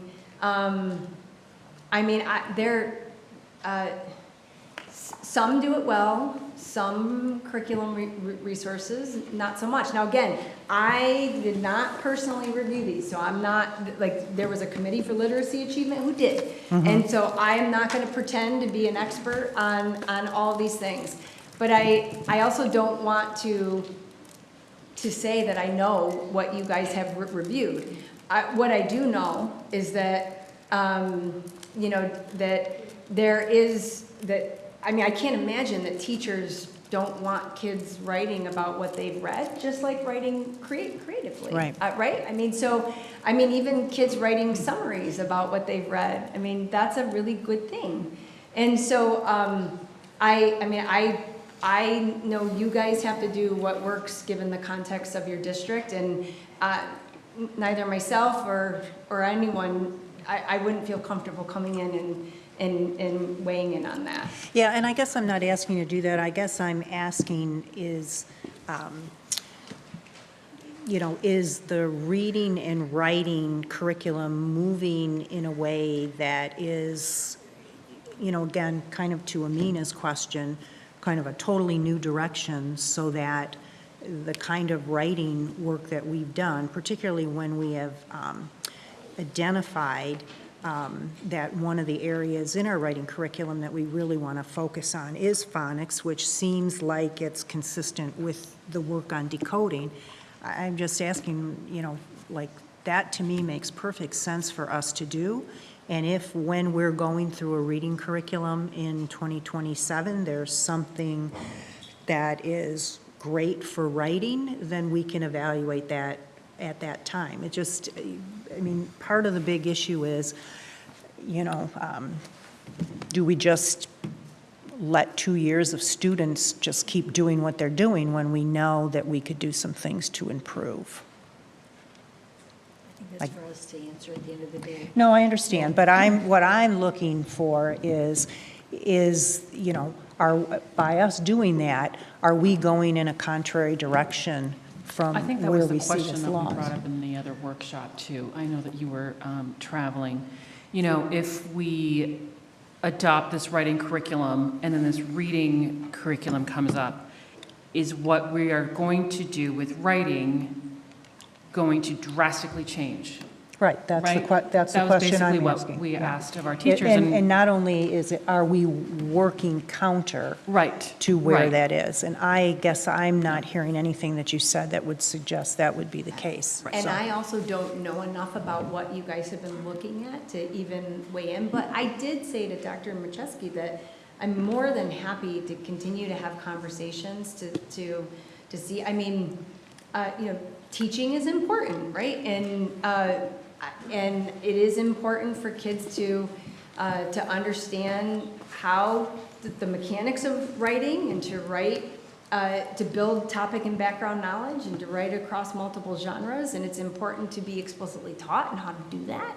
And so but I am more than happy to learn more and to be able to support you in any way that I can. My mantra has always been as a teacher, know better, do better. And Let me ask the question this way. yeah, PA 146 is going to spell out specifics on what and how reading is to be both assessed, right, and taught. Is there any component in PA 86 that is specifically going to say what the writing curriculum needs to be? Because there are districts No. like ours where we actually have two separate. So we have a reading curriculum that is separate from our writing curriculum. So for example, in 6th grade, our students take both a reading class and a writing class. It is most often with the same teacher. When it is not with the same teacher, those teachers collaborate together. And so our writing, it's together, but it's also separate. So we have a very robust writing curriculum that is in addition to and separate from our reading curriculum. So this law will not prescribe or address requirements for a writing curriculum, right? That's a better way of asking what I'm trying to get at, yeah. So that is, I think that's the main point. And so this law in particular does not inform, right, and how we move on that question. And I also don't think it's fair to ask somebody who's not here to consult us on that, or, you know. Yeah, I about wasn't how doing to- that. And Yeah. you No, I know. you stated the question better. I wanted to make sure, because we had discussion, we don't want to be doing something that is contrary to the law. But it sounds like the law is silent on this, and so, you know, we have the ability to look at what, you know, our professionals are recommending, knowing what the intent of the reading law is and understanding where we have some deficiency. And I So- think when you speak about writing, you speak it very differently from what our writing curriculum is, which is a thing of its own. And so when you speak about writing, you speak more about transcribing the physical writing skills, whereas our writing curriculum is covering all of the genres of writing, drafting, generating ideas, all of those things. And so, I would hope though that any writing curriculum includes the transcription skills, because it does need, because that is important when kids are actually learning their letters and sounds as well. Thank Okay. you so much. Other thank you. just other questions before we let him go? Well, thank you so much. We appreciate Thank the you. time, It and was a pleasure to be here. Thank you, Dr. Yes. Martin. Okay. We appreciate it. so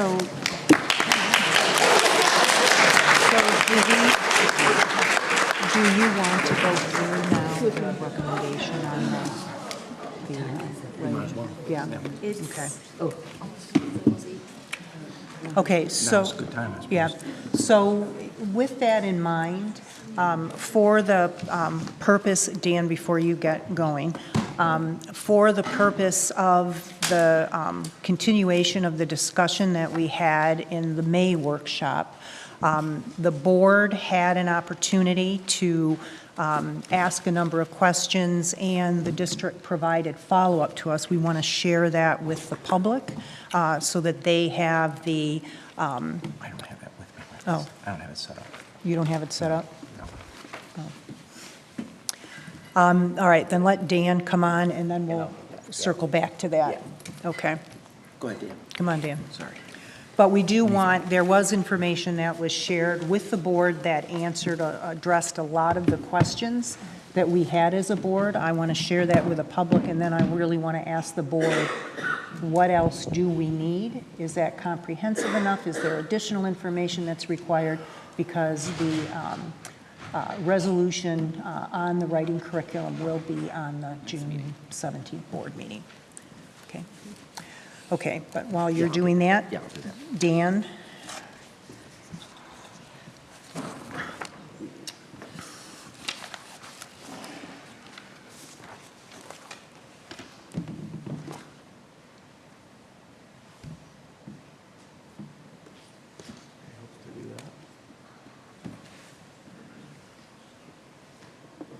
Cool. Can you guys see it back there too? Good. I brought everyone here today to listen to my budget, so hopefully you guys are good with that. So first, before we get into budget though, we do have a few relatively simple business services items on our agenda for tonight and then for your consideration at the next meeting. So first one, food service extension. So this, by law, we have to go on an annual basis with the food service company if you contract it out. So in this case, Chartwell's last year was the first year of their contract, and then this is the first renewal of 5 renewal periods that we do have with them. So, or I'm sorry, 4 renewal. It's a 5-year contract, 4-year renewals. So this is the first renewal year or year 2. So this process goes through the state of Michigan. So you have to kind of send your budget to the state. They have to approve the budget between you and Chartwell's to make sure everything looks good. They kind of break down here all the different sales projected, the expenses. The state signs off on it, and then they give you what they call pre-approval. So basically, they're blessing that contract for us to then present to you tonight for your approval at the next board meeting. So all of this is approved by the state.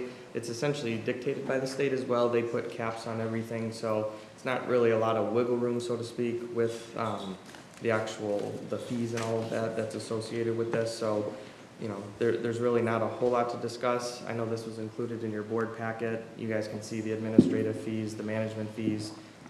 Those components are negotiated between us and a food service company such as Chartwell. So everything else, though, is really just projections based on the cost of food and labor and everything. So, and then this right here is the letter that MDE did approve our request. So now we can bring it forth to you for approval, and then as soon as you approve it, we can then start July 1st with another year with Chartwell's.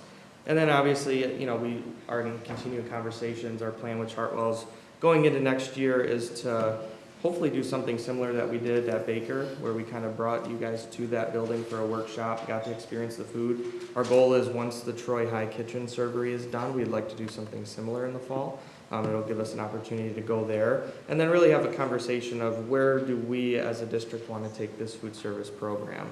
So we're gonna get together a committee that would involve some Chartwell staff, some administration from across the district, and you know, as far as we want to take it, whether that's community surveys, just to kind of get a general sense of where do we want to go in terms of investing in equipment at the building levels, serving different types of food. Obviously, they're under the purview of USDA. They have restrictions they have to follow. So we're going to do our best, though, to try to just take a holistic view of that program across the district at every level, and then start putting together kind of a strategic plan of where do we want to take it. So that'll be forthcoming this year with them. So Dan, I do have a question, and this is beyond the money and beyond the contract, but, and I brought this up with Chartwell when we had that Baker meal, is I still am concerned that even though the food is all free, only 65% of our students take advantage of it.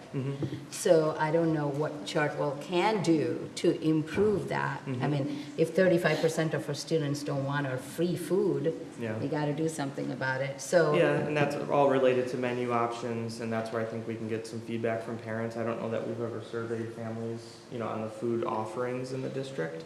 I know that the schools do have some say in what menu items are put on the monthly calendar. So, but if there's a way to improve the offerings, a lot of it's predicated on the equipment you have to serve a specific type of food. You know, they're putting, in a middle school, they're putting 200 to 300 students in a half hour through that line. So, you know, they're at the mercy of whatever equipment they have to offer that food. So that's where we'll continuously assess and kind of put together a list that we can bring back to this board and say, here's what we really believe we need to invest, whether that's food service dollars or bond funds. How can we implement more of those dollars into the food service program just to expand those offerings? And I think to that, it would be, what I was thinking of, it would be useful to have, it was 65% at the beginning of the year. I don't know if it's still that. Is it still And it 65%? doesn't, yeah, but I would say it would be good to see, you know, some year-over-year period if it's staying the same. And it might be affected by economic circumstances and all sorts of other things too that are outside of the food quality. But, so I think that's, I don't need that information now or for, you know, for the board meeting. But next year, it would be good to get some, or start generating some year-to-date data of how many students are accessing it, especially if it remains free. And then maybe some, you know, a student survey once a year, so we have some year-over-year data to see if students are satisfied or if they have suggestions. Some kind of improvement plans to try and increase that number, I guess, would help. I know we had our first wellness committee meeting, which will tie into the food service program. That might be a good venue to where we can ask some of these questions as well. But our goal ultimately was to have some type of strategic plan available that can say, this is exactly where we want to take this program. This is the small dollar amount that we need to invest in these equipments, but there's other things perhaps that we can change beyond just spending dollars on it as well, so. Yes, absolutely. But Dan- for now, this is just a one-year contract renewal. Dan, can you just clarify what that one line, student à la carte and adult sales, what does that mean? So the big dollar amount here, the 5.8 million, that's your free meals. So that's your breakfast, your lunch, your snacks. The à la carte is essentially anything that has to be Smart Snack approved, but it doesn't follow the same guidelines as a traditional meal does. So a student that would want to buy something, it could be a cookie, it could be a bag of chips, something that is still within the criteria of allowable to sell within the program without losing federal funding. So some students do opt to purchase those things. Okay. But we don't get reimbursement for that stuff, Correct, right? that's just local revenue. Okay. Yep. Same thing with catering and Head Start, Great Start. Those are just various different caterings across the district for different events for teacher appreciation or whatever it might be. But that money, even though the general fund, you typically have a club account or a student activity account that pays for those caterings, that money then does go into the food service funds, fund balance essentially. Yep. Good. Okay, anything else on this? All right. Then the next one, so at our board retreat back in March, I had talked about First Student coming up for a contract renewal. So First Student has been negotiating with the Teamsters Union. That is the union that supports their drivers and all the workers outside of just driving. And so they have been in long negotiations. I would say our district has been in a fortunate position with the rates that we pay to First Student, in that we were kind of ahead of the game before all the rate increases in the market were coming into play. So they more or less ate the cost of it this year, since we were already under contract with a route rate, which I'll show you here in a minute. So in looking at this, we have a great relationship with First Student. You know, they provide a great service. They're not immune to the struggles that are there across the industry with respect to driver shortages and such, but they're doing better. We've seen a significant improvement this year because their new rates are actually in effect already. So that it gave their drivers a well-deserved bump in their pay. They were battling outside of schools, truck driving jobs, things like that. So FedEx, UPS, there are a myriad of different jobs that they can take. So we've had to compete with those markets essentially to ensure that we have an adequate level of drivers to provide this service to our community. So in going through the negotiations with First Student, we kind of went back and forth with what the rates should be. I called a few different districts in the surrounding area that do contract their transportation. The rates are all in line. We were, 20% lower than a lot of districts in the area, which is good for us for this year. But we do know that inevitably is going to come back to us next year. So we also worked with Clark Hill on this contract. They're the ones that put this together for us. They have a lot of data too because they do these same contracts for dozens of other districts. So they've got a lot of pricing data too that they can compare against, which is good. All of which is in line with what you're going to see here in their rate. So traditionally you do like a one-year renewal at a time. In order to try to spread this cost impact out over a 2-year period, we suggested perhaps we look at a 2-year renewal in order to help alleviate some of the cost increases that are coming our way with respect to this contract. So just as a quick breakdown here, this is the sheet that I used to go through this. So this column here is our current rates. So you pay a daily rate essentially for a regular ed route, a special ed route. Special ed, you have in-district routes, out-of-district routes, depending if they're going to a different school district for a special ed service or a center-based program. We have extracurricular field trip routes, midday shuttle routes. We have 8 monitors across the district that go on those buses to service those students and to assist those drivers. And then our summer routes for regular and special ed. So you can see here, just over $4 million is our contract this year. Going into next year, we're looking at a total increase of about $760,000. What I want to point out is we went back and forth and really focused on what the special ed rate is, because there is an inherent increased cost into transporting a special needs student. There's additional supports that are needed on those buses. There's additional harnesses and different things that you have to ensure that that bus has in order to be in compliance with an IEP, but also to make sure that that child is safe. We wanted to look at that rate specifically and say, okay, is that rate of $338 from the prior year a good rate? Is that covering your cost? Is it not covering your cost? And we felt like it needed to go up more than the general ed rate does. That also helps cover some of the costs of these monitors. You know, there's only so much that you want to push the hourly wage up, you know, on our end here, but inherently there's other aids that might help out on those buses beyond those 8 monitors. The other important part to note is, while this is an 18% increase in next year's rate and then 9% in the second year, when you report, in our district, all of our special ed buses are 100% used for special education. When a bus is used for 100% special education, you can report that cost to the state of Michigan. It's called the special ed report. It's a 4094 report. Those costs then get reported to the state, and then the following year you get 70% of that increased cost back in your state aid. So from our lens, if that's the case, this is our net increase then, because we're going to get $377,000 next year from this year's cost increase, and then likewise in subsequent years. So really the true net effect is about a $389,000 increase. So when you're looking at that, then it's, you know, it's a little bit more palatable, less than 10%. So that's the balance that we're trying to juggle, making sure that we're reporting accurate costs to the state of Michigan, ensuring that first student is able to cover their costs on their end too. So in total, over 2 years, it's about just under $600,000. 2 questions. Mm-hmm. The first one was the special ed cost. So were we underpaying those drivers until now? It's really on their end. So they're looking at the total pot of money and then how do they break that out when they bill us. Mm-hmm. So we just said, you know, is there a need to shift more of those dollars on their tracking on their end to ensure they're allocating more to special ed? Okay. Were we getting more turnover in those drivers? I wouldn't say it's significant, but typically there is a little bit more turnover, and I think it's a comfort level of that driver as to whether or not they have the capability to service a special needs student, depending on what the IEP calls for, things like that. Okay. The second question was with the 3 electric buses that we got. You needed special drivers and special, or a little bit technologically savvy drivers, I remember. Is that cost additional to this or no? It would.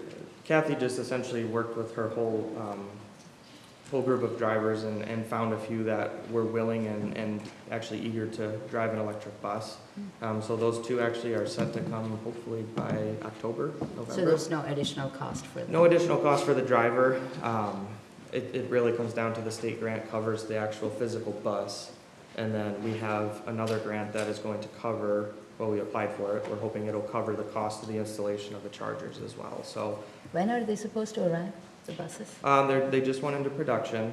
So we're hoping the actual frame and body will be done sometime midsummer, but then they got to go on the inside and do everything else. So we're told September, October. Okay. They don't like to give us a specific date in case it doesn't hit that, but yep. Sounds good. So, Okay. any other questions on this contract? So I remember we did the bus study, and I think if you scroll down a little bit, this is for an estimated how many buses on the regular These ones up Is here. that 32 routes? Mhm. And I do remember one of our studies had up to 39 buses, Mhm. I think. It's I kind of- if we implement the changes. Right, for right, school right. start times. We're not. Right, so this talking is about- just an estimate of like if we stayed at 32, correct? Not an Yeah, this estimate, this is if we keep our. No, not an estimate. Yeah, that's what I meant. Like if we keep it at current. Yeah, this is Right. today's route. Correct, so total. Right. we are not, we have not evaluated,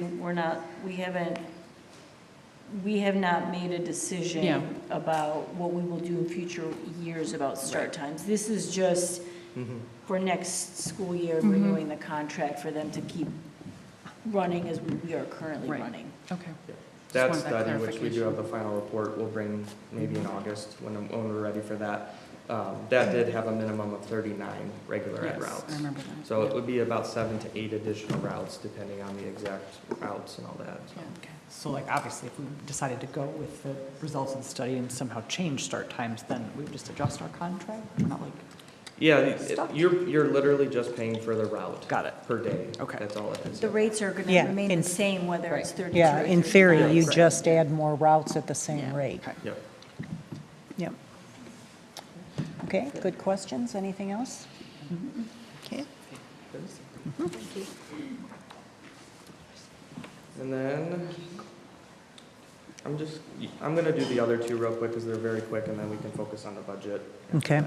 that. So, we have an asphalt and crack ceiling bid that was put out. It was a single bidder. We reached out to multiple bidders and try to generate more cost competition there. Unfortunately, with their schedules and everything else, there just wasn't enough bidders, but the cost, I believe, is a fair cost relative to what we've paid in the past. So this is based off of a plan, not that one, this one here.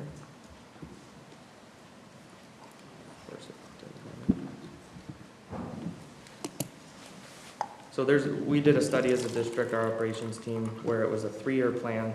So you can see 25, 26, and 2027. We're just following this plan. So they went around the district. They've identified specific areas of parking lots at every building. So this work would essentially cover the whole district in a phased approach over the next 3 years. So the total was $83,000 for this bid,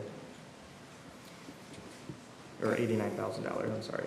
So we don't foresee that we're actually going to utilize all that. That's kind of the max. If you did every little piece, they're just going to go through with the contractor then and identify specifics. So our goal is to come in under that. For instance, we also had some identified areas at Athens. This study was performed months ago, and now that we're kind of nearing that finalization of the Athens design, there's some work that likely won't happen there. It just doesn't make sense to fix it when they're potentially going to rip it up in a year or so anyway. Okay. So So Dan, in situations where you have, just for the sake of audience, in situations where you have only single bidder, how do you make sure that that's an appropriate bid? they look at historical payments. What do they pay other contractors? And then from there you can look at what is the rate of inflation and things like that, just to make sure it's a reasonable cost. If it's not, then they would rebid something if they felt that it was just way too high. So they're working with dozens of vendors every day, so they know, like, okay, 89,000, that's a reasonable cost. But if it's not, then they would rebid it or hold off for a little bit if they needed to. Thank you. Why is this coming from the general fund instead of like a sinking fund or something like that? It's almost like painting, so like the nature of the work, they don't consider it a permanent fix. If I was to replace the asphalt, yes, it Yeah, would be then- allowable, but in this case, you're kind of just painting the cracks, so to speak. So unfortunately, it's just part of our maintenance budget, so. And that'll be part of our budget presentation as to what we're gonna do with respect to So that. just under the lawn funding, this really is appropriately under Yeah. the general fund. Okay. Yeah, I think maintenance is general fund, and then repair and replace is sinking fund. And then the last one relates to the Troy Preschool. So they are looking for this pavilion. So this was consortium-based pricing. So this pavilion would go on the north end of the building. It would kind of give a nice front look to the building, but it'll give them an opportunity to have a covered space for kids to go outside if it's rainy or if it's too sunny, but also to have outdoor class time if they wanted to, outdoor events with parents and families in a covered area. So this is something that they've been asking for a couple of years. We've just had to wait for the appropriate time in order to charge it into the sinking fund. So the bid came in, or the consortium pricing, I should say, was $118,000. So that'll be paid for by the sinking fund. And then the goal is to order and get it installed as soon as that comes in. This is towards the Square Lake side? Yes, the north Just on side the of the north building, side. yep. Okay. Yep, it's kind of the open patch of grass on the far right side when you're looking at it. And what's the capacity? I mean, like, how many people can you fit under that? It's a good question. Let's see. It's 20 by 50. It's about 1,000 square feet. It's the same size as a classroom. You probably could fit 30 to 35 people. Oh, comfortably. okay. Yeah. That's good size. Are we going to put picnic tables or something I under think there? that's our intent, once they get it in, and then the surface underneath it is, I don't know if it'll be mulch yet, or I would assume it'll be a mulch, that way the kids can play on it. And, Mhm. but they would likely install some sort of picnic table or something too. Anything else? Okay, now the budget. All right. I got a request here to take a short bio break. Okay, we'll do that. All right, let's take 5. So I'm going to ask everybody if they would please take their seats, and we are going to reconvene our meeting.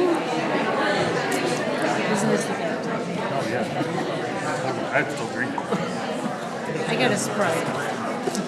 I had a Coke too. That's why I needed to buy it. Okay, thank you. Dan, we're ready to get into our budget discussion. All right. So I promise I will make this as painless as possible. I know budgets are always such a fun topic for everybody, but I think it was important. You'll notice with this presentation, I didn't put, at the next meeting, you'll get the traditional, very detailed, by function code and all of that, but with this presentation, I wanted to kind of leave it more narrative-based, talking about the methods and assumptions and all of that behind where these numbers came from. And then obviously as we go through, if you have questions or anything, just, hopefully it's more interactive. I know we're at the traditional board setup here, but we'll try to keep it interactive. So as we go through, there's kind of 4 parts to this presentation. So the final amendments from this year and then the proposed budgets for next year are all embedded. I wanted to break it out fund by fund, but then include the amendment, which then generally ties right into the projected amount for the following year. So first, we'll just touch base a little bit on the truth in taxation process and establishing of millage rates. That's the public hearing that'll happen on June 17th right here. That's required by law for us to go through that process and lay out what our millage rates are. General fund, we'll do budget adjustments and then budget assumptions for next year. And then we'll jump into our ancillary funds. You can see them listed there. And then the special revenue funds as well. So we'll go through one of each of those out. They're all. So quickly, just taxable values. I thought this was a good reminder. I didn't have this in the initial presentation. I updated it real quick. I finished it at 2 a.m. on Friday night, so I didn't quite think to put it in there. So I wanted to throw it in there just as a reminder for both the board and the community, looking at all the different tax rates that you might see on your tax bill or you see in the community newsletters, whatever it may be. So homestead, that just means your primary residence. So generally speaking, that's the home you live in. That's your primary home. In certain rare cases, it's a non-commercial agricultural property. Non-homestead, those are your business or rental properties, secondary homes. You might own a vacation home. And then typically commercial related property or commercial agricultural property. And then the total taxable value, if we talk about that, that is the combined homestead and non-homestead rates. And those values, the total value is always capped each year at the lesser of the rate of inflation, or 5%. So going into just some rough numbers, so every year the county sends us an L4028. That is the form of taxable values. We typically get that in April. We take those numbers, we plug them into our calculators, we calculate out the millage rates every year. So you can see last year's summer of 2024, those were the rates published for homestead, non-homestead, and then the number combined there in orange. And then again, looking at 2025, so the upcoming summer's taxable values that we will use as part of our calculations.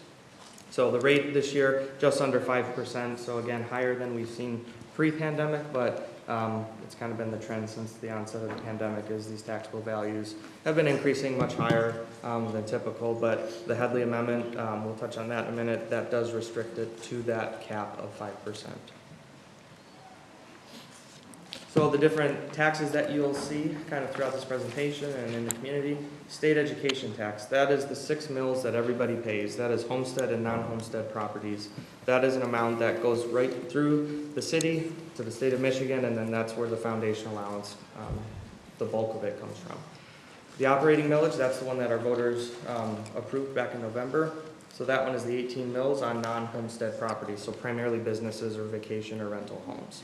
So that 18 mills, the state does assume that a district levies that amount and collects that amount when they calculate our foundation allowance. So when we say we're getting $10,394 a student, about 2,000 of that has to come from this 18 mills. So they're only giving us $10,394 minus the 2,000. So if a district doesn't have that, that's where you're in a pickle, and now you've got $20 million loss of revenue out of your general fund.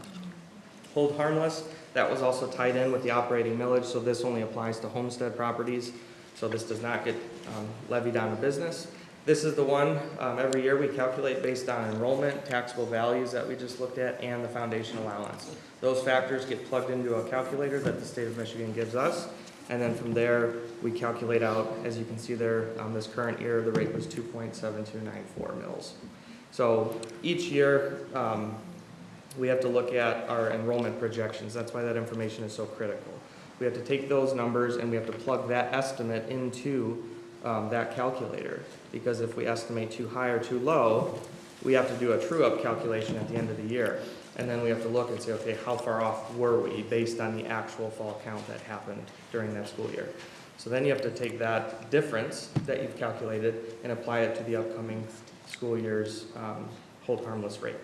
So again, something that we don't want any volatility in that rate on the taxpayers. I'm a Troy taxpayer. I don't want to be paying more next year and less this year, and then it just creates a mess. So that's something that we take very seriously. It's something that we looked at as a cabinet group as well this past Monday. So we want to make sure that that rate is as accurate as possible. So the rates that we'll go over here, they are 99% final. There's a live taxable value site that the state has that we will update it one more time prior to the June 17th meeting. At some point you got to cut it off and calculate it, but we just want to make sure that we're using the most up-to-date information prior to the approval. And then the intent of this one is to essentially recognize that the state changed the funding model in 1994 with Proposal A. And so if we were at that time receiving $8,000 a student, let's say, and the state says, nope, we're shifting the funding up to the state of Michigan, and now you're only going to get $6,000 a student. They wanted to hold us harmless by saying you can collect that extra $2,000 that you should have been getting, but you have to get it from your local municipality or your local community. So that's that voter-approved hold harmless millage that the voters also approved last November. And then lastly, sinking and debt fund, those two millage rates are levied on homestead and non-homestead properties, and that's based on the total taxable value across the whole city, and that is the fiscal 25 rate was 0.9606, and then the debt funds is the 6.1 mils there. So the Headley Amendment, I mentioned that, so that was voter approved back in the late 70s, and that was an amendment to the Michigan Constitution. And what that does is it essentially says that every year you've got to automatically roll back your millage rates to ensure that you're not exceeding that 5% or greater increase in the tax rate from year to year. So we run those, the sinking fund and the operating millages, through a calculator. Those are the two that the Headley Amendment applies to. We run that through a calculator, and then the calculator will tell us, okay, you were 0.96 last year for sinking fund, this year you're 0.94. Whatever it may be, the county tells us what that reduction fraction should be. So every year, that's what we're doing with those two. So looking at kind of what is taxed or levied, I should say, on homestead properties within the city. So you can see in the blue is the state education tax of 6 mils. Hold harmless, we're projecting about 2.53. Again, we'll tweak that a little bit here over the next week. And then your debt fund and sinking fund at 6.1 and 0.9541 respectively. And then this is on the non-homestead side of things. So these are your businesses, these are your secondary homes. The primary difference between this and your homestead is that green bar. The green bar for a homestead property is your hold harmless, and then the green bar for a business is the operating millage. So businesses pay a significantly higher amount with respect to that green column there. The other three are the same that homeowners pay, so there's really only one difference between the two. And then looking at the combination of all of those millage rates combined, you can see here the blue being homestead and then the green being the non-homestead. So we're at just over 15 mills total from the school district for homestead, and then just over 31 for non-homestead. So jumping into the general fund side of things, so first we'll look at the adjustments made. So not much has changed from our board retreat when we presented the third amendment. So really, again, we're going through, we're looking at our categorical funding. We essentially look at the May state aid report and say, okay, where are the exact numbers at right now?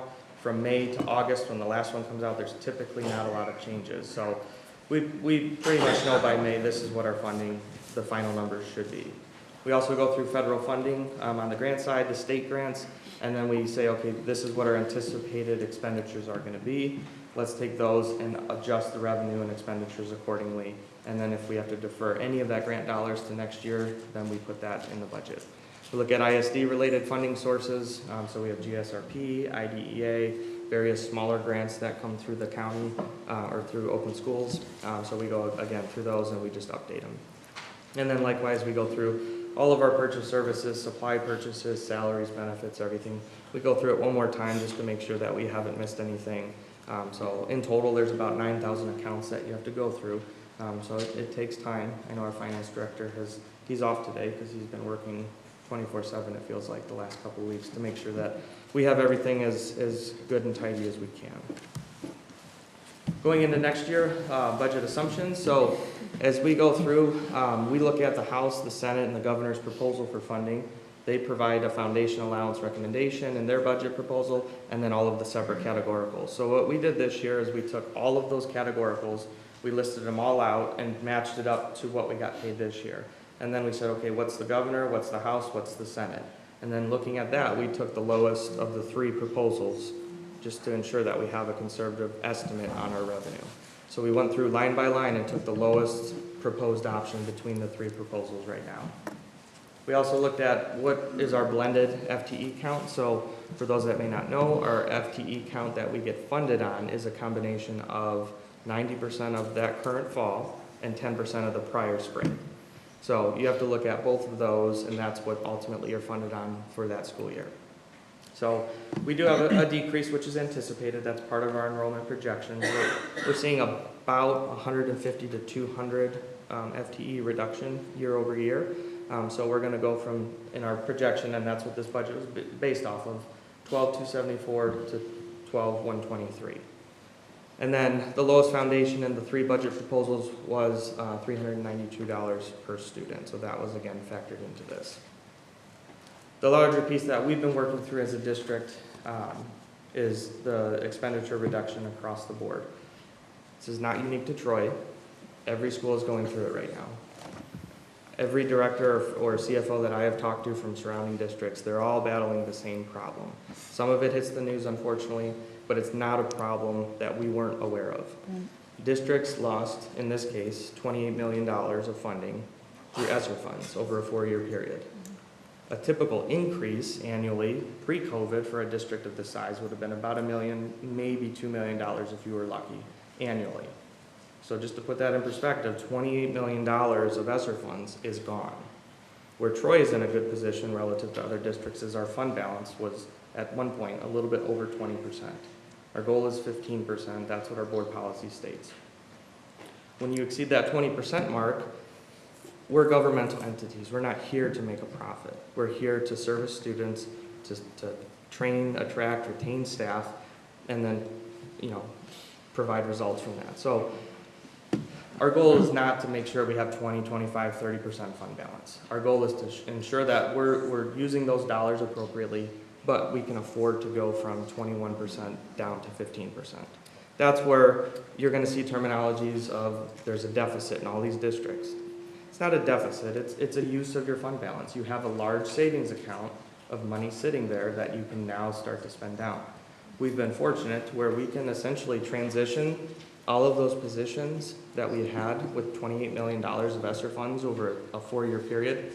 We can transition over a 3-year period and say, okay, how can we continue to provide those supports to our students and give our staff the supports they need outside of the classroom to continue to service the students that still have those needs. The money may not be there, but the need is still there. So that's the challenge that every district is having the same conversation right now. So as we went through a process of attrition, we have targeted $5 million of total reductions. About $2 million of that relates to salaries. Another $1 million of that relates to the retirement and the associated benefits. And then $2 million of that also comes from, an additional $2 million, comes from purchase services, things like conferences, different softwares or consulting fees that we may pay. Those are all getting removed. And then a substantial amount of that, about $500,000, I have earmarked from repairs and replacements that were coming out of our general fund that we can now shift into our sinking fund because we have a bond to pull some of the sinking fund costs out of as well. So it's a very holistic view. I know our cabinet team and administrative group has had extensive conversations pretty much since the fall and then more recently over the last couple of months, trying to figure out how can we make this work and be responsible with the dollars, but also recognize that we do have some fund balance that we can spend down. So looking at this, so you'll see our original budget there on the left column. We had projected just over 15% fund balance remaining after this year. After everything shook out, we're projecting just under 17%. My understanding is our cabinet team last year had extensive conversations and we reduced about 10 to 12 FTE or so going into this year. So again, a phased approach where we wanted to reduce it a little bit. This year we're going to show a loss of just under that 3.489 million right there. So again, we kind of closed that gap a little bit. But again, to end the year at 16 to 17% fund balance after this year. After the $5 million of reductions that we have been talking about over the last couple of months, we're now going to show a little bit higher next year, but again, that's based off of a very conservative revenue budget. But we wanted to ensure, even with a conservative revenue budget, we're still at just over 15%. And then in the 26-27 year, our projection is that we would, based on a very, very conservative revenue budget, we would be at maybe $300,000 to $500,000 loss for the year. So we're closing that gap over a 2-year period here. So again, I just want to reiterate that you're going to see things in the news, you're going to read about it, and I think a lot of it is misguided. They're not looking at it in the right sense. You know, for years, districts were less than 15% fund balance, and you know, credit to the federal government, they put a lot of money into districts and it allowed our fund balance to skyrocket. Average statewide pre-pandemic was 13 to 14%, and then now it's around 20%.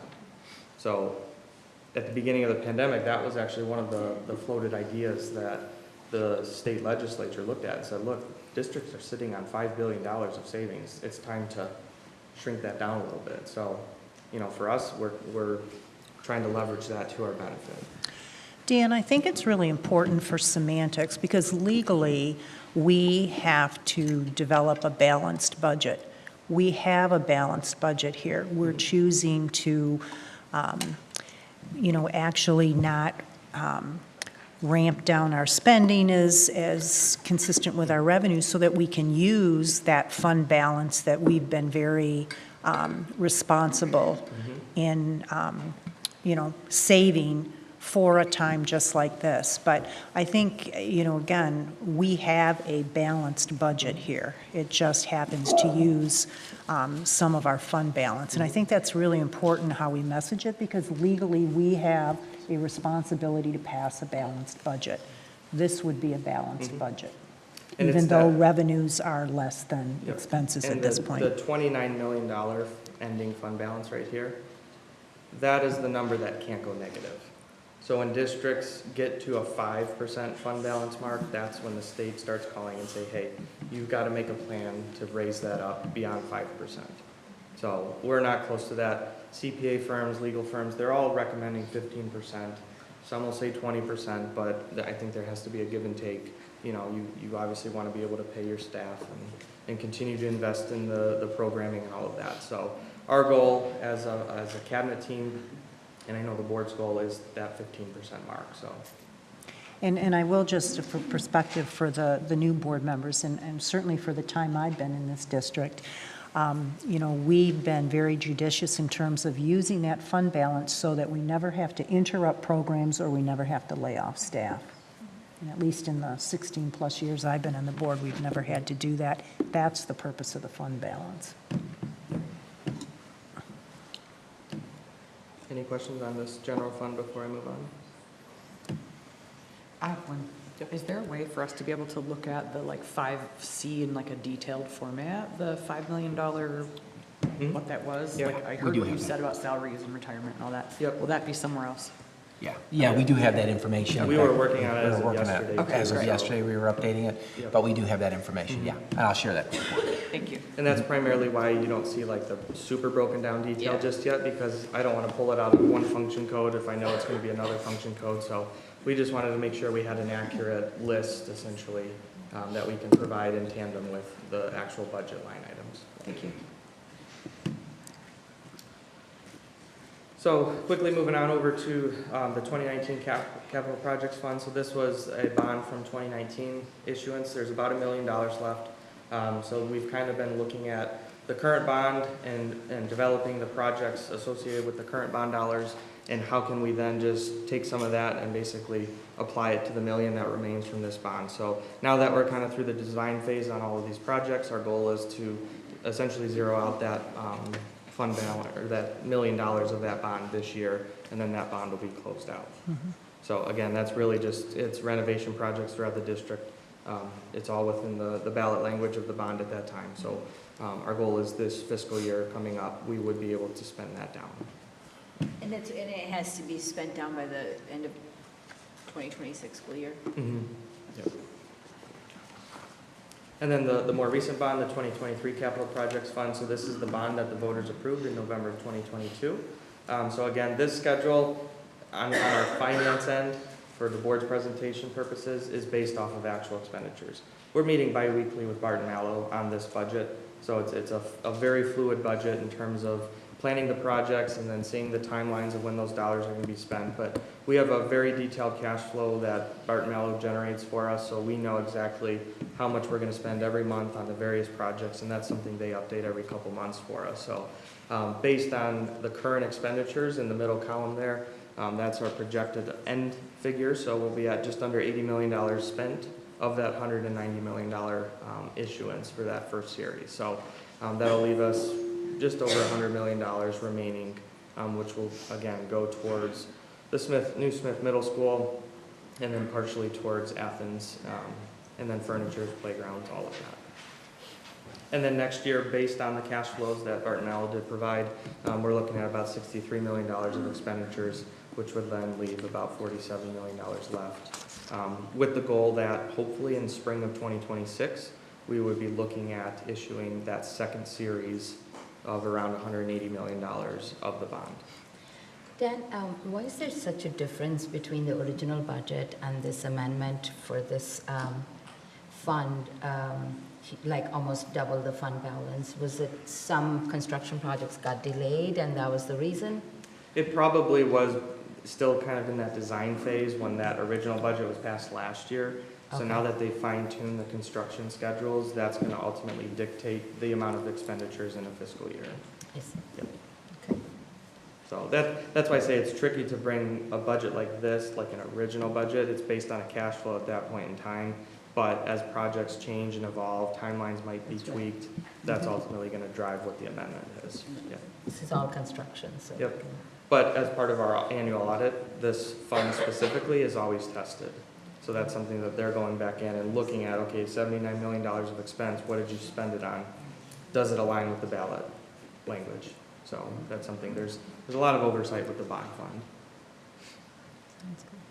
And then on the other end of a bond fund is the debt fund. So the debt funds is the 6.1 mils that we levy on all properties across the district.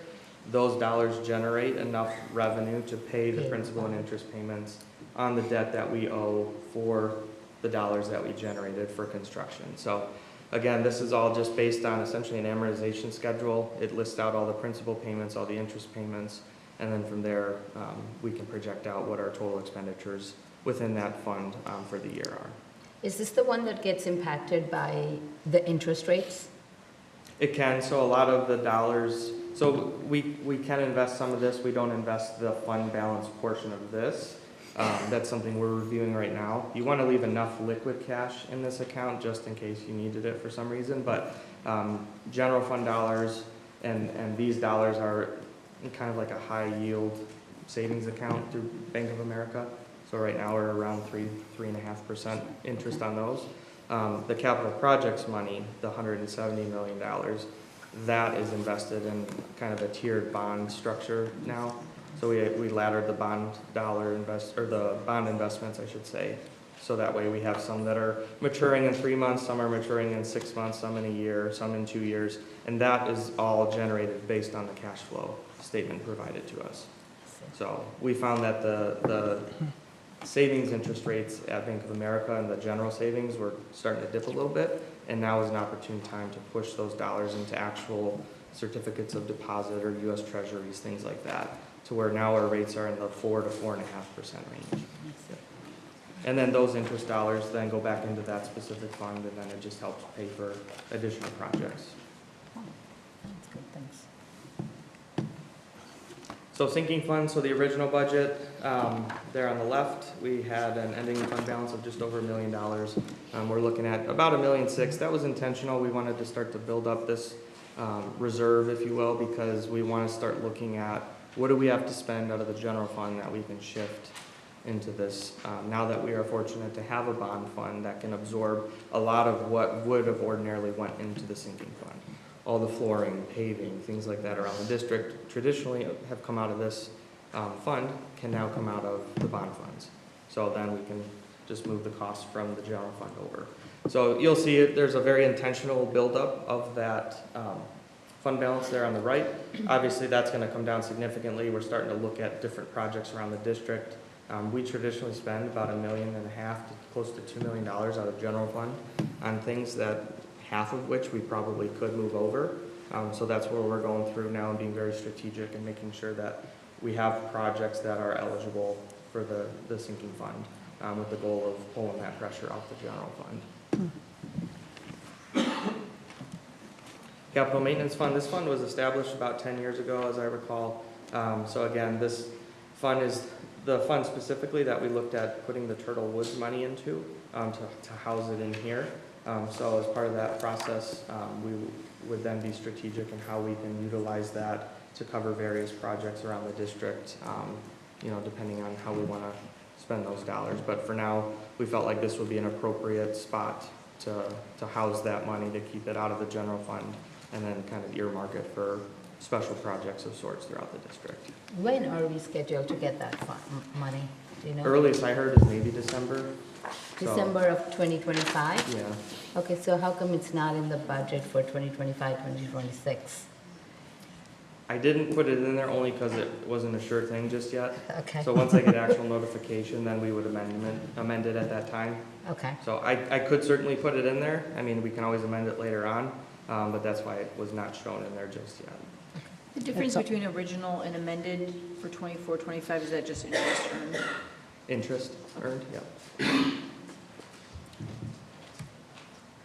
And then food service budget, so we kind of went over this earlier. So again, this year we'll end just over $4 million of total fund balance. And really a lot of that has been a buildup of the Troy High kitchen dollars that are being spent this summer. So that spend down is really going to hit our books next fiscal year. So that's where you're seeing that reduction plus a projected increase in total fund balance there. So again, we'll continue to get those excess fund balance reports from the state of Michigan, and then from there we're required to commit to a plan, submit it to them, they have to approve it, and then we start acting on it. But the largest one, about 1.3 million of that, is going to be the Troy High kitchen servery upgrade. So we plan to see that. And then we do have some, just some modest increases in the food service worker wages that we're planning. That's an area that we are quite low in the county with respect to what we pay them. So that's something that Gail and Nicole have worked hard on in assessing what is the appropriate rate to elevate them to, but also making sure that we're not going to put ourselves in a position where we're losing money every year. So. And this is also based on a continuation of the free meals, which was unfortunately all of the proposed budget. So. TCC, so our Troy Career Center Fund. So this fund is essentially all federal grants and some state grants. So revenues always match expenditures. So this is our Michigan Works programming and then our adult ed as well. So those dollars flow in through the state and through the ISD or the county, and then the matching expenditures. So again, this program also gets audited every year, or every third year, just depends on the total dollar of expenditures, but they were audited last year, so I don't think they'll be up this year for it. But again, they provide the budgets to us, and we're more just a fiduciary agent for them. That's something that we have for over 50 years now have partnered with Michigan Works in Oakland County on this program. So again, there's not a whole lot on our end other than really the bookkeeping piece of it. So. And then community service, so this is our care and the community recreation programming. So you can see here that they're running a pretty efficient program there. So again, a slight use of fund balance there. Notice I use the word use of fund balance, not deficit, because it's intentional. We want to bring those savings down a little bit, but what this entails is not increasing costs or prices for the community. So how can you maintain a level of programming without increasing the cost to the community as much as possible? And you do that by spending down that fund balance a little bit each year.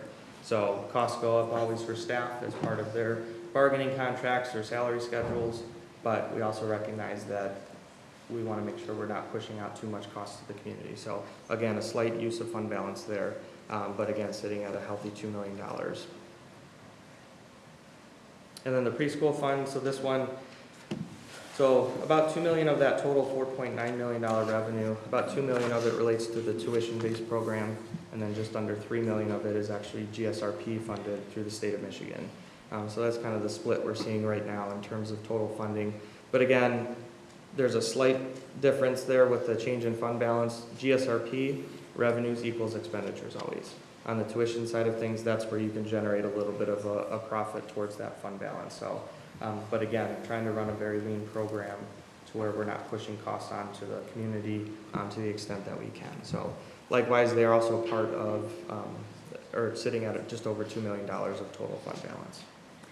Dan, do you anticipate about the same ratio of 2 to 3, as in 3 students from GSRP, or 3 million from GSRP and 2 million from tuition paid for next year? We've been adding a class or two each year. I don't know if we're adding any more next year. Are we set to get more slots? Hopefully. I know it's a matter of finding space in other buildings right now is the larger issue. But if you can add more slots, then obviously that's going to bump up the GSRP. yeah, we're not adding a ton of tuition. We're shifting the tuition. Yeah, converting it. Right, Yeah. exactly. Yeah, so you're basically converting tuition-paying community members to GSRP, where then the state is covering the same exact preschool, essentially. Does the state pay about the same as the tuition? What do you mean pay? As in, like, per student, what the state pays us for Oh. GSRP is equivalent to what a parent pays? I would say it's pretty close. Pretty Yeah, close. we get between 12 and 16,000 a student for GSRP. So when you look at a tuition rate, I mean, it's comparable. It's just the burden is shifted from the parent to the state of Michigan, Okay. since they've increased those income thresholds so much. But it's the same curriculum, I believe, right? Yeah. That's traditionally how it is, so. And then the last fund here, so these are student activities and school activity funds. So these are internal accounts, so we treat them more like a savings account. So if a particular club raises money, we hold on to it as a district, and they get an account that they can then either put money they raise into, or they can pull from if they want to pay for a particular expense. So again, this one is really just updated each year based on the actual amounts that come in and out. We put a flat $3 million temporarily because we're trying to find a good report that will give us the actual amount. So we'll update that specific number based on what the actuals are. And then we increase it a little bit just to give us a month of potential expenditures there. So.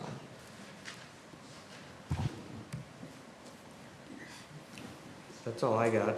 Any questions from your end? So do you just want to alert us the process? So we're going to have our community hearing on the 17th, and then we will adopt the amended budget for this year as well as the proposed budget. And any idea of when we think we might get a real budget from Lansing? We're hearing September, maybe? Yeah. I mean, that's the challenge, is you're basing your staffing decisions for an upcoming year based on a number that We you don't have to know. assume the lowest to be responsible with it, so that presents a pretty big challenge for us, but, you know, we've got 3 proposals, which is nice. That gives us some type of basis. I mean, I've been in situations where you don't even have that by the end of June, but I think there's a recognition that you need something, because we have to pass it by law before July 1st, so, you know, we'll see, and then at that point, we'll amend it based on what actually happens, but. Okay. Other questions on budget? Just All right. some of the other questions I know that Stephanie had asked for, we'll get some of that information Yeah. prior to the meeting. Yes. Okay. Yep, I will send that prior. Okay. That's it. All right. Thank you, Dan. Thank you. So now we are going to turn it back to Rich because he has the charts we were asking. So this is the information that was provided to the board on the questions that we asked based on the May workshop. Correct. And I shared this with you all in my email to you. There were several questions. One was the rubric itself. Could we see that rubric in more detail in terms of how the various curricula that were looked at were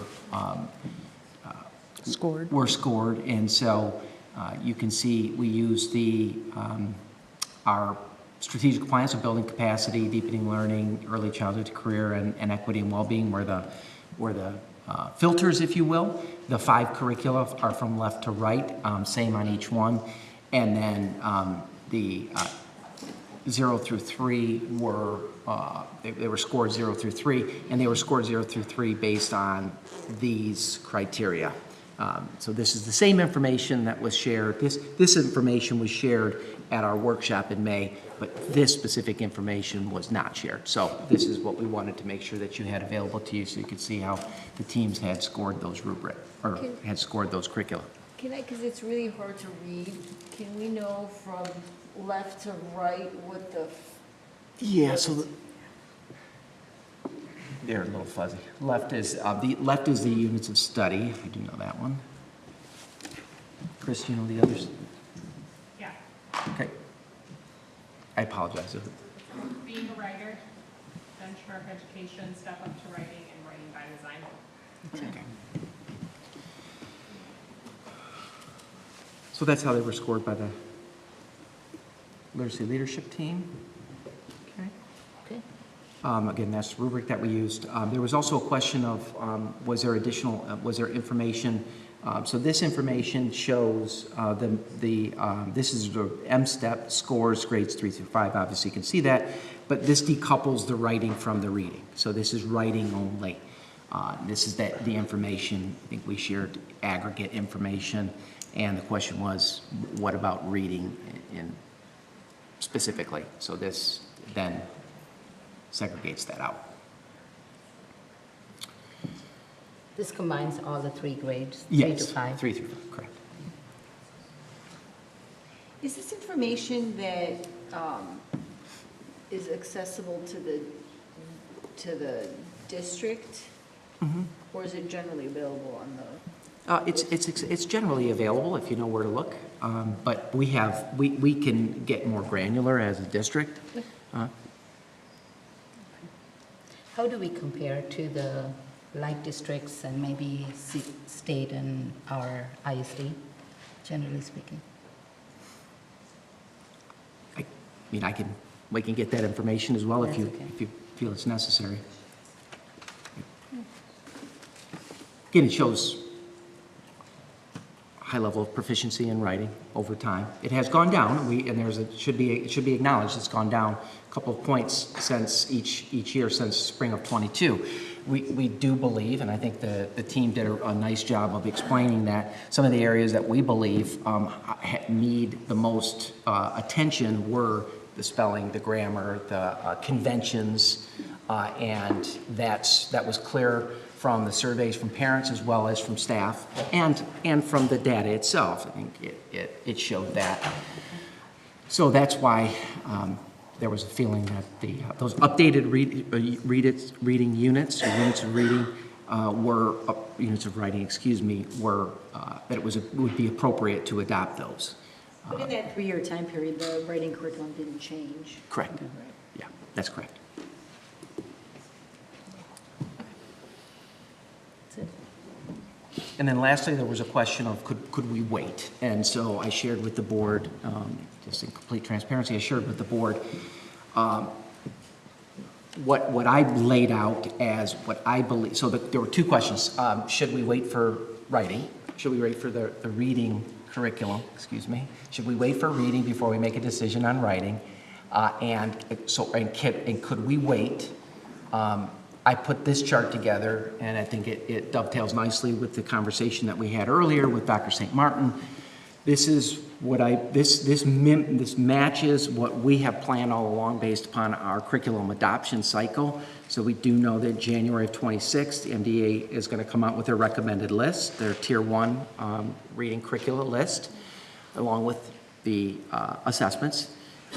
The intention would be to spend January and through May of 26 having our literacy leadership team take all of that information, put a plan together, a detailed plan for materials adoption, like we would during any adoption cycle, bring that to the board, lay that plan out for the board around May timeframe of 26 for approval, and then we would spend school year 26-27 in that materials adoption process. So there would be a very clearly laid out plan for what are the curricula that we're looking at,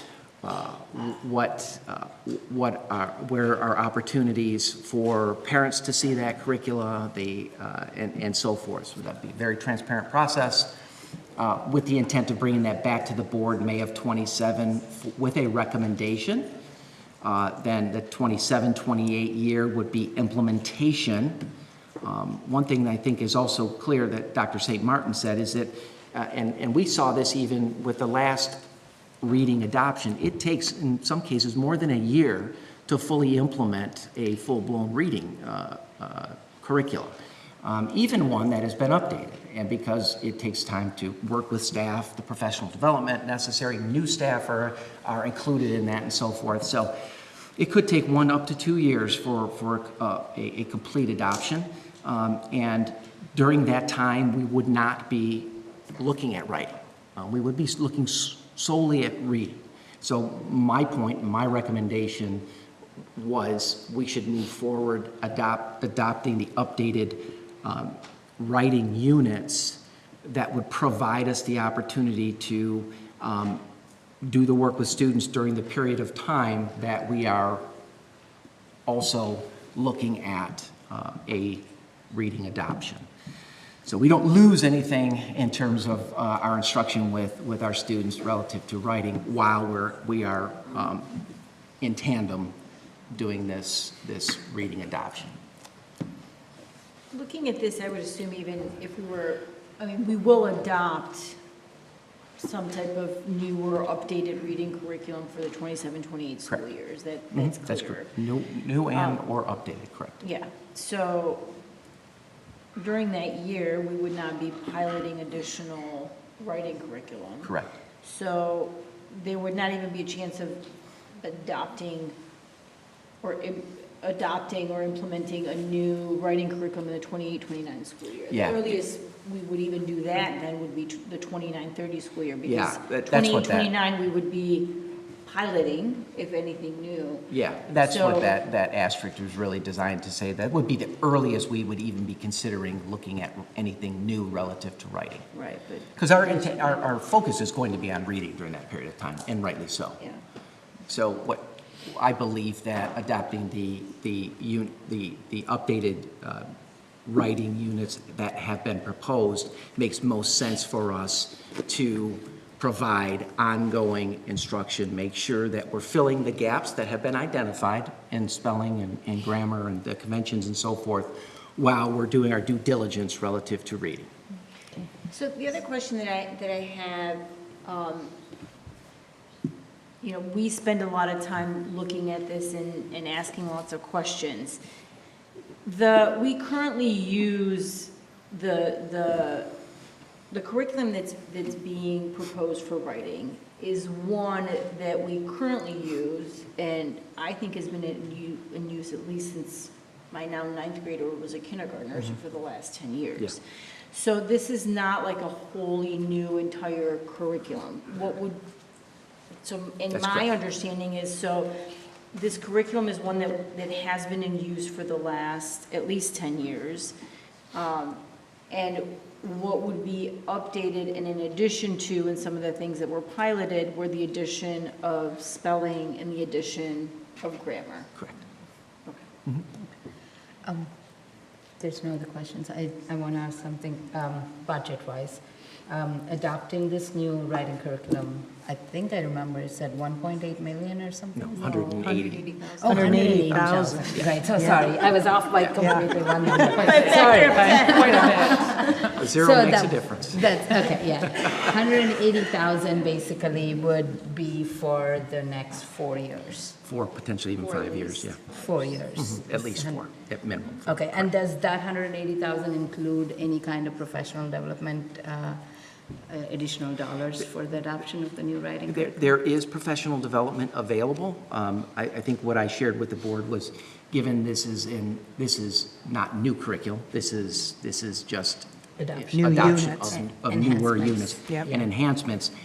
I wouldn't expect the professional learning to be significant, the professional dollars to be significant. Okay. Sounds good. All right. That's it. Thank Okay. you. Again, as I mentioned earlier, we will be voting on this at our next meeting. Is there any additional information? I mean, you asked for the comparison of the M-STEP just with like districts. Other data that is required for people to feel comfortable in making a decision. There's nothing else. Okay, great. Okay, thank you. Okay, we have one other thing before we're going to open for public comment. Ms. DiPilato, we're going to ask you to make some remarks. I know we have a lot of people in this audience interested in theater, so we want to make sure that everybody is operating from the same basis of information, and then we will open for public comment. Thank you. Go ahead and kick me out. Christine, I can't get it to stop. Yes.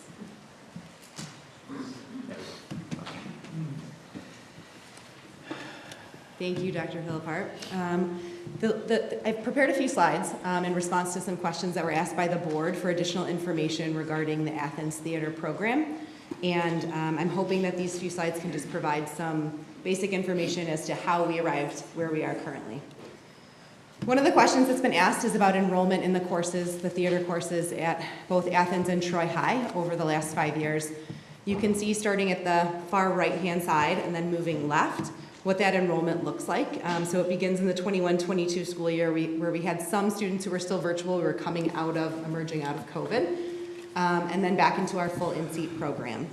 Every year, we tally our student requests, so we have a student-driven schedule at the high school. All of our courses are based on student enrollment every year. It allows us to create a new schedule every year based on our student needs. And you can see that from 2021-22, where we had 126 students who put in student requests for theater classes, to this year, 67 total students. And that's 67 students from Troy High and Athens. So it's important to note that the decline in our enrollment in theater course, the theater class itself, isn't unique to Athens. It's also at Troy High School.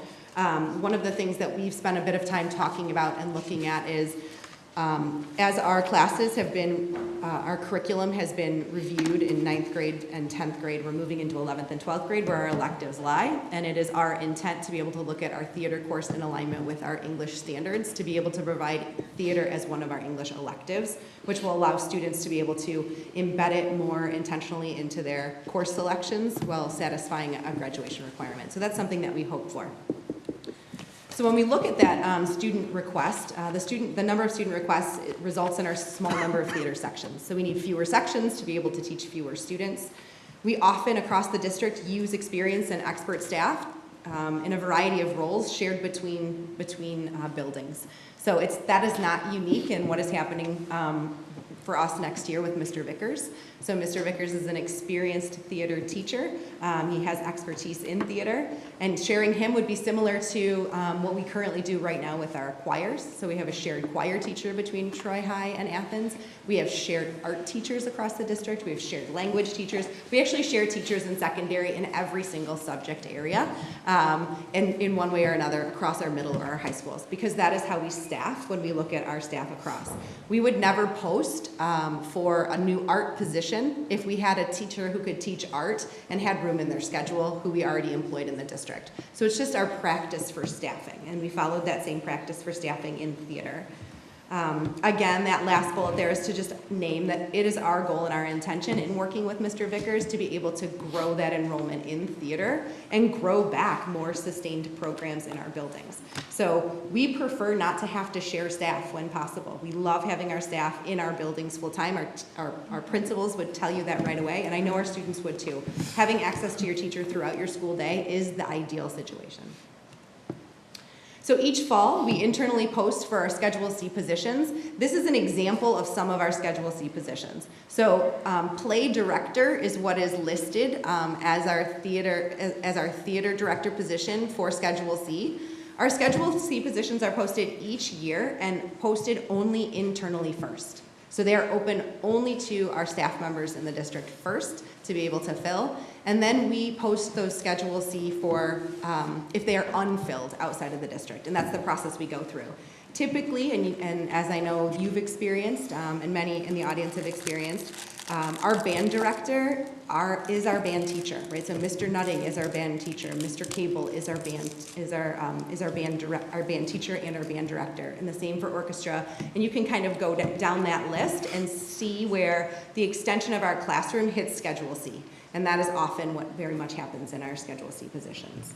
And that is how we've come to anticipating that Mr. Vickers will be that theater director at Athens High School next year, because this is an interest of his to move forward as the classroom teacher. That would be a natural extension of his classroom.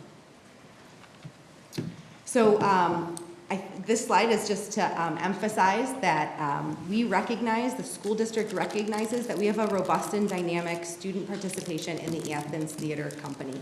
We also have a robust participation in our Troy Theater Ensemble. There's no intent in this work to merge or combine the theater programs at Athens and Troy High.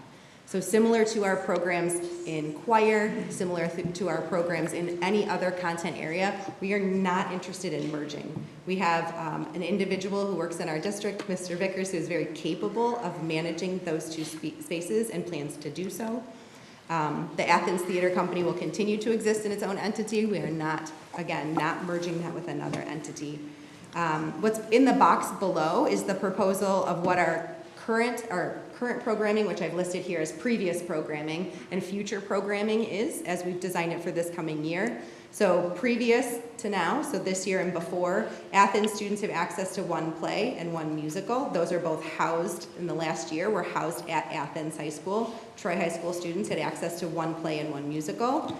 In our future programming, we are proposing that Athens students have access to one play. In November is the plan for this year, and one musical in April, which is a combined musical, this year hosted at Troy High.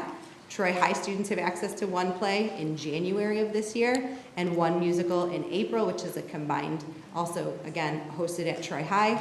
One of the drivers of why it's being hosted at Troy High this year is for there to be a live music ensemble. So currently Athens does not have their pit set up. That is something that we hope to be able to change for Athens, to be able to engage in the participation of student musicians in that production as well. And then finally, these are just two little snippets that came directly from Mr. Vickers, so some reflections from him. I think for you as a board and for this community to know that these are his words that he stated here about his commitment to nurturing and growing the Athens Theater Company. I think that it's important to just recognize that this is a passion, that he is very much committed to being able to embrace that unique spirit of Athens and the traditions of Athens once he has an opportunity to get started.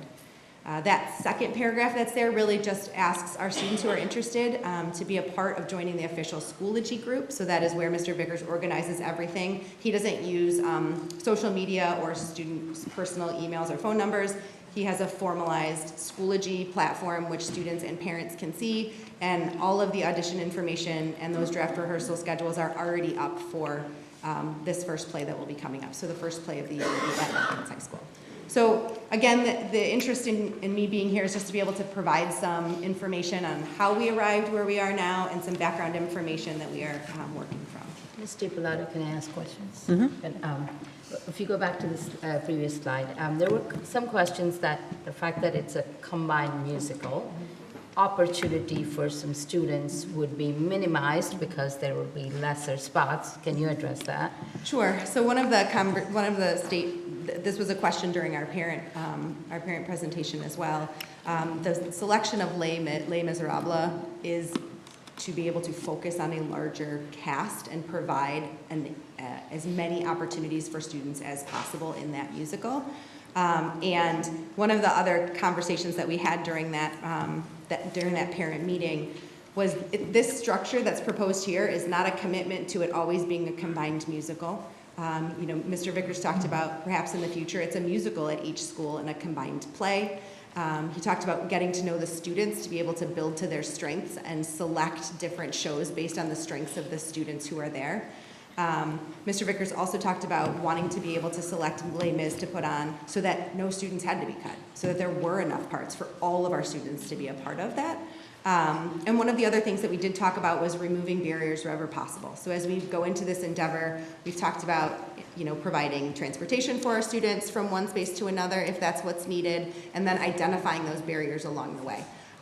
It's also not the intent that Troy High would always be hosting the combined show. So that would be a rotating space as well. So how we work together in that one Troy opportunity, it really opens up opportunities for our kids to put on different kinds of shows that may have been limited from having smaller cast sizes. And then in terms of the, for the musical, for example, for the live ensemble, would that be open to both Athens and Troy High students? Yes.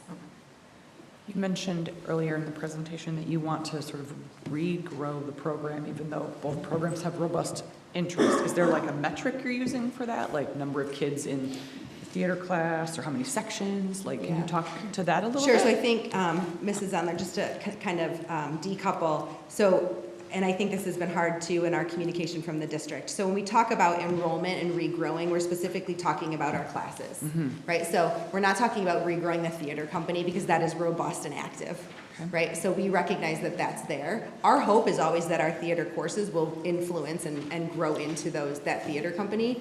But our anticipation in growing our enrollment is we would be measuring it through this, so through student requests and sections of theater. And again, because right now it exists as an elective that doesn't count as part of your English graduation requirements, we know that with a 6-period day, many of our students have to make a lot of difficult choices. So we're hopeful by being able to integrate that into that option for students, it will create space in their schedule for them to be able to take it. I feel like a lot of the communities talked about in their communications to us about regrowing being 2 directors, 2 programs. Is that something that's like off the table forever? If not, no, what's the like regrowth sure. plan for that? Yeah, so what we would hope to do is to be able to see a theater teacher, so to build the capacity past what one person can handle when we look at our theater courses. And when we split our theater courses and we have theater teachers at each of our schools, again, that Schedule C position is posted annually, and that is a typical extension of the classroom. So that would be a natural component for us when we're looking at being able to reintroduce someone to be able to share the load that's here. But right now, 67 students isn't a load that can't be carried by one of our teachers. Got it, thank you. Yeah. As we look at, how we staff classes like this, and I know we have a lot of students here tonight, I think it would be, maybe you can explain, what is the purview of the board, what is the purview of the administration in terms of making some of those decisions? Sure, and I appreciate that question. So in our staffing work, as a school district, our work around staffing and making those staffing decisions is an administrative decision. So we typically, and one of the reasons I walked through this so in detail with you as a board, is we typically don't stand here and talk about student enrollment in classes, how many classes that we offer, who's teaching those classes. Those are all explicitly administrative decisions, and those are decisions that are made with our building principals in partnership with myself, and in looking at what staff we have and how we decide who staffs those based on teacher experience, based on certification, and based on student requests, so that we can build out the appropriate number of sections to meet our student requests. Thank you. Any other questions from the board? Okay, thank you, Mrs. DiPietro. So we have, actually, there's 28, because or did you just count? We let one. Okay. Bring it on up. 29. Yeah. So we have a lot of public communication tonight. I'm going to ask if any of what we talked about tonight answers any of your concerns and you want to not speak, that's perfectly fine. For those of you that are speaking, you need to keep your remarks, because with this amount of communication, public communication will be here at least for an hour. So I'm going to ask you to keep your remarks under 2 minutes. And if other people have kind of made your point, again, you can make a decision of whether, you want to speak. Again, I want to thank you for your patience, but given the amount of public communication we have, and the work of the board has to go on, and tonight, the items that we discussed are very critical, because we're going to be voting on budget, on curriculum. As Ms. Leash alluded to with Mrs. DiPietro, because a lot of these are about theater, the board does not make decisions on how theater is. So we welcome your input, but that really is an administrative decision. So with that, I'm just going to take these in the order. We have... I'm going to do 2 1 minutes. I don't have 2 minutes. Okay. So Ms. Ine will kind of tell you when your time is up. And I'm just going to do these in the order that I have them. So I'm going to ask Mrs. Sandy Smith.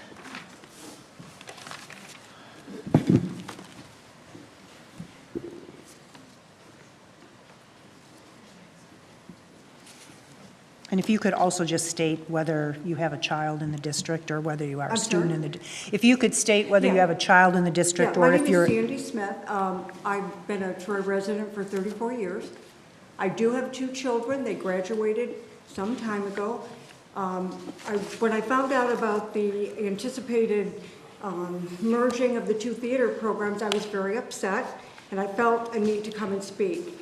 The theater program in Athens actually changed my son's life and the trajectory of his life. He ended up studying musical theater in New York, and a lot of that was because of the legacy of the ATC. I understand that some things are to be kept separate, but I don't want you to forget the kids that will be left out. My son was a kid that was a little kid. He was bullied, he was excluded, and got into Athens, found out he loved it, he wanted to be on stage. As a 5-foot kid, he was in the chorus of Oklahoma, then Man of La Mancha. He grew, he then was a principal player in Les Mis, and then he was God, literally in Godspell.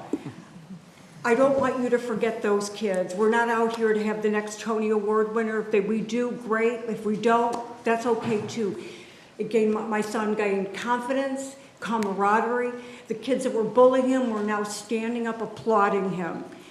I don't want us to lose those kids by having programs that are combined. We may have the best talent in that show, but we're going to be losing so many kids, and that will gain so much.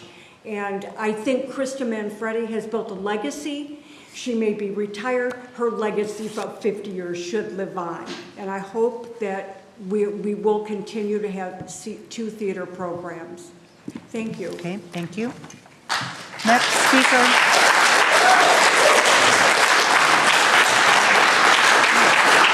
All right, we can't have this, again, please reserve your comments and have the next speaker, Miss Olivia Lee, please come up to speak.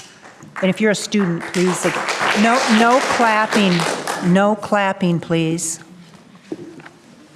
Good evening, members of the board and all other attendees of this workshop. My name is Olivia Lee, and I'm a student and actor at Athens High School. To say I am disappointed with the handling of Krista Manfredi's replacement is an understatement. Ms. Manfredi, along with the Athens Theater Company, have made such a positive impact on who I was as a student, actor, and person. Prior to joining theater, I had very few friends, very low self-esteem. I never showed my full personality for fear of judgment. In joining theater, I gained a family as well as a mentor. Within the first rehearsal, I knew I wanted to come back. I knew this was how I would spend all of my hours after school. I made so many friends and built so many relationships. Although the district promises that the legacy and traditions will not be dissolved, that's just not true. The only way to ensure that is to have our own director that knows the company. Many amazing people already know how to get our attention, calm our nerves before shows, ensure bonding during rehearsals, and know all the inner workings of the theater, or at least are willing to learn. When asked in a student meeting why he'll be doing Les Mis in the spring at Troy High, Mark Vickers told us it's because he's not comfortable with the ins and outs of the Athens stage, which is why it makes perfect sense for us to gain someone who's more than comfortable. Any person of real interest would be more than willing to step out of their comfort zone to ensure a smooth transition process upon roughly 50 kids. Many people who were not given any chance to apply for Manfredi's position know better than anyone just how much the Athens Theater Company legacy means to the people involved and would be able to be director and/or adult advocate for us as actors. On May 26th, we began petitioning for our company to have our own director.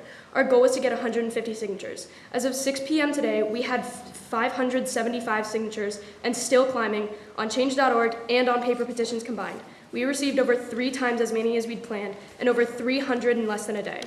The company alone is not the only group that cares about this. The student body cares. The community cares. If the problem is lack of funds, we'll host fundraisers. If it's lack of interest, we'll recruit. This group, along with the other actors and crew members who have worked so hard to make this company a family, are willing to go to great lengths to keep this family, and I hope you see this in our desire to get our director of our own. It should be noted that we're not asking for the world. We just want a seat at the table, preferably more than a high chair. Great, thank you. I'm going to...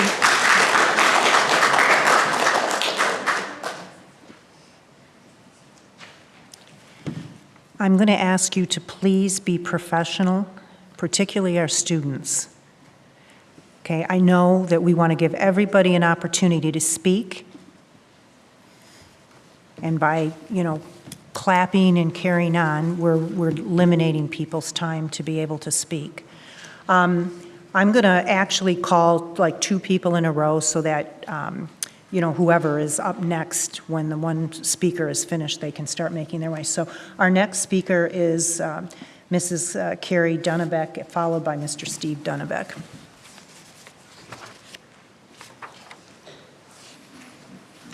Thank you. I'm here to advocate for keeping Athens Theater Program with their own 2 shows next year and having their own director to lead this program.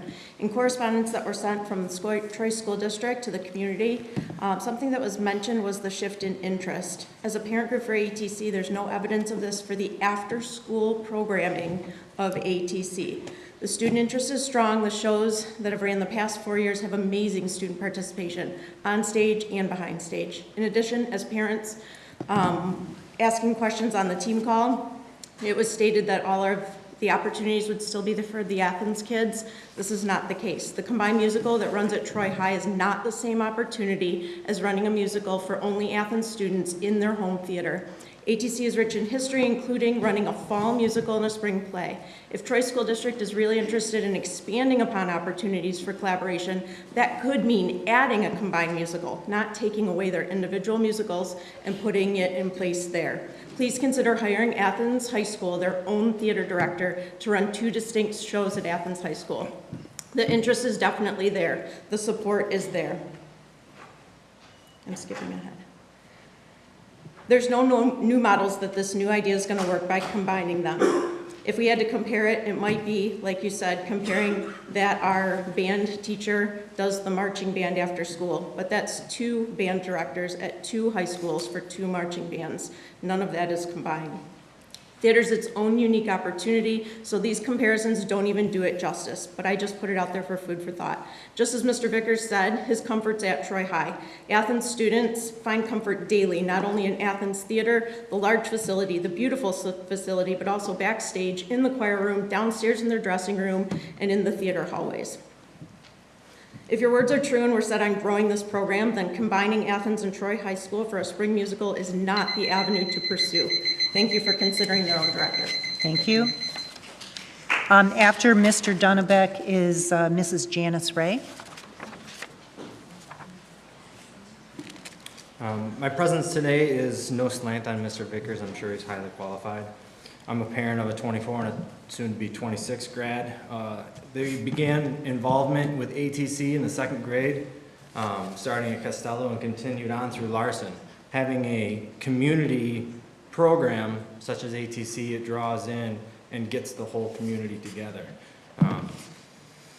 A reduction from 4 shows across the district to 3 shows across the district. Any way you add that up, it's a reduction. It's not you're not gaining anything. Civilization, when it's thriving, it has the aptitude to fund the arts and to nurture the arts. Any reduction in our participation of the arts is an admission of our failure to make these kids thrive. We have to give them the opportunity to, what does it say in the blue pillar there? It says, empower students to connect with their world, their community world and their big world. Thank you very much. Okay, thank you. After Mrs. Janice Ray is Mrs. Michelle Malasek. Hi, my name is Janice Ray, and I have a current 9th grader at Athens. When Ms. DiPilato virtually attended the April Athens PTO meeting, she described one of the ways that we were trying to help with the gap in budget was by not replacing teachers when they retire. This approach may work for classroom settings, as she also mentioned that enrollment is down, so retirements could open an opportunity to add students to existing classes. However, I don't think that this same method works for an after-school theater program, and merging them with another school is not the answer. First, I want to say that I'm deeply saddened that these changes are being driven by cost savings and doesn't appear to be in the best interest of the ATC students. Secondly, the communication regarding this change was very poor.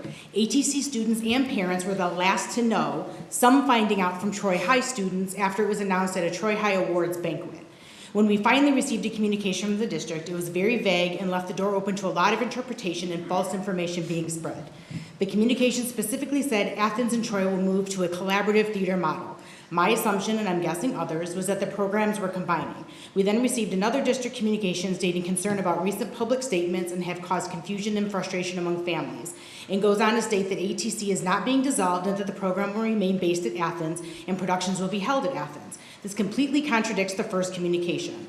Then there was a parent meeting held to discuss the changes, and it was said that the musical will be combined between the 2 schools, but the play will be separate. So first the programs are being combined, then they're being kept separate, and now it's a combination of both. I wonder why there's so much confusion and misinformation.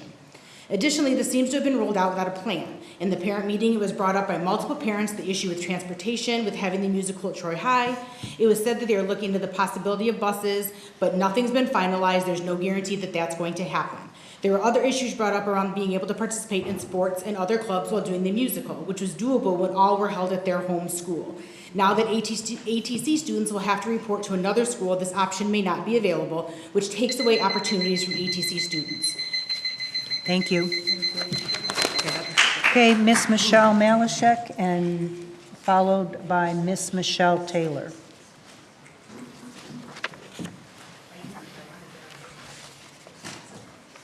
Okay, should I just go ahead? Yeah. Okay, good evening. My name is Michelle Malzik. I'm a parent of a child with dyslexia in the Troy School District as well as a former educator. I'm here tonight to express a concern and highlight an opportunity. While our educators are doing their best with resources available, there is a critical need for expanded training and support to meet the diverse needs of all students, especially those with learning differences like dyslexia. Despite the Michigan Dyslexia Handbook being available for several years, its full recommendations have not yet been put into practice. To support my child, I had to seek structured, systematic literacy instruction with the code emphasis approach outside of the school day. Our district must take further steps to ensure these evidence-based practices are available to all students within the school system. Right now, there is a powerful opportunity through Section 35M, which will provide $87 million in funding that can also be used for professional development, high-quality instructional methods, and stronger intervention systems. These resources are meant to help districts meet rising expectations and improve student outcomes for students like my daughter, particularly in literacy and support for students with dyslexia. Now is the time to take advantage of this funding for professional development. To date, the district has not communicated a clear plan to implement additional professional development for letters training. I strongly urge the Troy School District leaders to pursue this funding proactively. Another concern is the lack of meaningful parental involvement in the recent instructional decisions surrounding the writing curriculum. During the curriculum adoption process, parents were invited to only attend one informational meeting at the end, and they were sent a short survey. Input was requested at the very end. Parents were an afterthought. Families should be valued as partners from the beginning, not consulted at the end. I ask that you wait to adopt a core curriculum and that you fully engage parents at every step of the curriculum adoption process. Reading and writing are skills that are intertwined, and our students and families deserve better. Thank you. Miss Michelle Taylor, followed by Mr. Chris Taylor. Hi, my name's Michelle Taylor. My son Braden is a freshman at Athens High School. He's here tonight. He has a biology exam tomorrow, but he's been here tonight, and this is important to him, and that is why I'm here. He is a member of the Athens Theater Company. I listened in on the informational hearing held by Ms. DiPalato. The informational meeting, as you can see, unfortunately, has left us more concerned and raised more questions than it answered. I want to first state that this is not about Mr. Vickers. I've heard amazing things from Troy High parents about him. It's about us having our own theater director. This is about opportunity, especially for Athens High School students. Ms. DiPalato's comments that Troy High and Athens currently share other teachers is not the reassurance that she believes it to be. All her comments have told me is that Troy schools are cutting and continuing to cut their arts programs. I am concerned about classroom opportunities, especially at Troy Athens. I am also concerned about the transportation after school for students participating in the musical in the spring. It's said, who's paying for it? We just sat through your budget meeting. Who's paying for this bus that potentially will go from Athens to Troy High? Has anyone discussed logistics at all? They haven't. They just made a plan and said, we'll figure it out later. So thank you for listening to me. Have a good night. Thank you. Mr. Chris Taylor, followed by Mrs. Emily Byrne. Good evening, Chris Taylor, resident of the city of Troy, and I was told I would have 2 minutes. I will add 1 minute as it comes to an end. Okay. It doesn't have a 2-minute button, sorry. Okay. Resident of the city of Troy and father to a freshman at Troy Athens. I would also like to thank the board, using your own words, the amount of students we had here, who most of them have their first final tomorrow morning in about less than 8 hours. Just to echo my wife's point, there is no plan for transportation. I think that's been very apparent this evening. More so, when you look at trying to grow the class size and the class interest with the theater department, I don't understand how that is going to be capable when you are now limiting the amount of classes that you will be offering. And following along with the slide that she showed where you have the decrease in the participation in the class, has anybody talked to the students that did it in the 23-24 year and were no longer able to do it in the 24-25 year? Was that because of scheduling? Was that because of more AP classes? Has there been any consideration to maybe we need to offer it at different times during the day, not just less opportunities? Another point that was made by the assistant superintendent was touting the qualifications of Mr. Vickers and the ability to handle teaching at both schools and running the theater department at both schools. While that is great, and I will echo my wife's point, this is not about Mr. Vickers. What is plan B if he leaves? There does not seem to be any sort of follow-up plan if he leaves.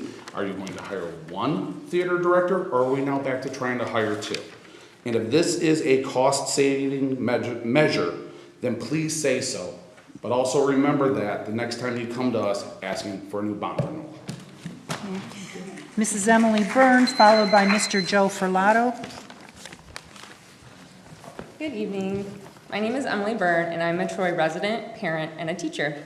I'm here in support of adapting the writing units of study. The Writing Curriculum Committee used their expertise to dissect each potential curriculum in order to see if it would meet our high one-choice standards. They overwhelmingly decided that the writing units of study is what is best for our district. I trust their opinions in this matter because they are the specialists in the field of education. I also trust my own experience. Over the past 2 years, my first grade daughter has blossomed into a wonderful writer. In fact, it's her favorite subject. She comes home with her writing samples, and I laugh out loud at them. She details real-life events with thoughtful reflection and insight. Not to mention, the parent survey came back with 90% of the hundreds of participants agreeing that their child's writing improved to some degree. So there you have it. This seems like a no-brainer. But if I haven't convinced you, please at least do your research and your homework. Are these studies on the topic funded by a reputable and biased source? Are the opinions you are hearing about from TSD families? After all, if you look hard enough on the internet, you will find someone who agrees with your opinion. So please, don't get confused by circulating posts, or flyers being passed out at children's sporting events, or spam messages that come to your personal phone on Sunday at night. Tactics like these are designed to distract you from the objective, well-researched conclusions of those actually educating our district. I hope this board is capable of making an impartial decision, as elected officials such as yourselves must account for the needs of the district, not unethical personal vendettas. Please live up to your stated goal number 2. Partner with the members of the TSD community in support of public education. I ask, when this topic is up for vote, will you be a partner? Thank you.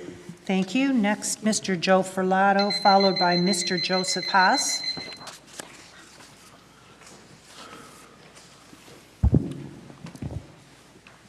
My name is Joe Ferlito, and I'm a parent of a kindergartner in Troy schools. I moved to Troy because of this district's reputation for excellence. But if I had known what I know now about the district's approach to literacy, I may not have made that same decision. Unfortunately, I'm not alone. I've heard this sentiment echoed by many other parents lately.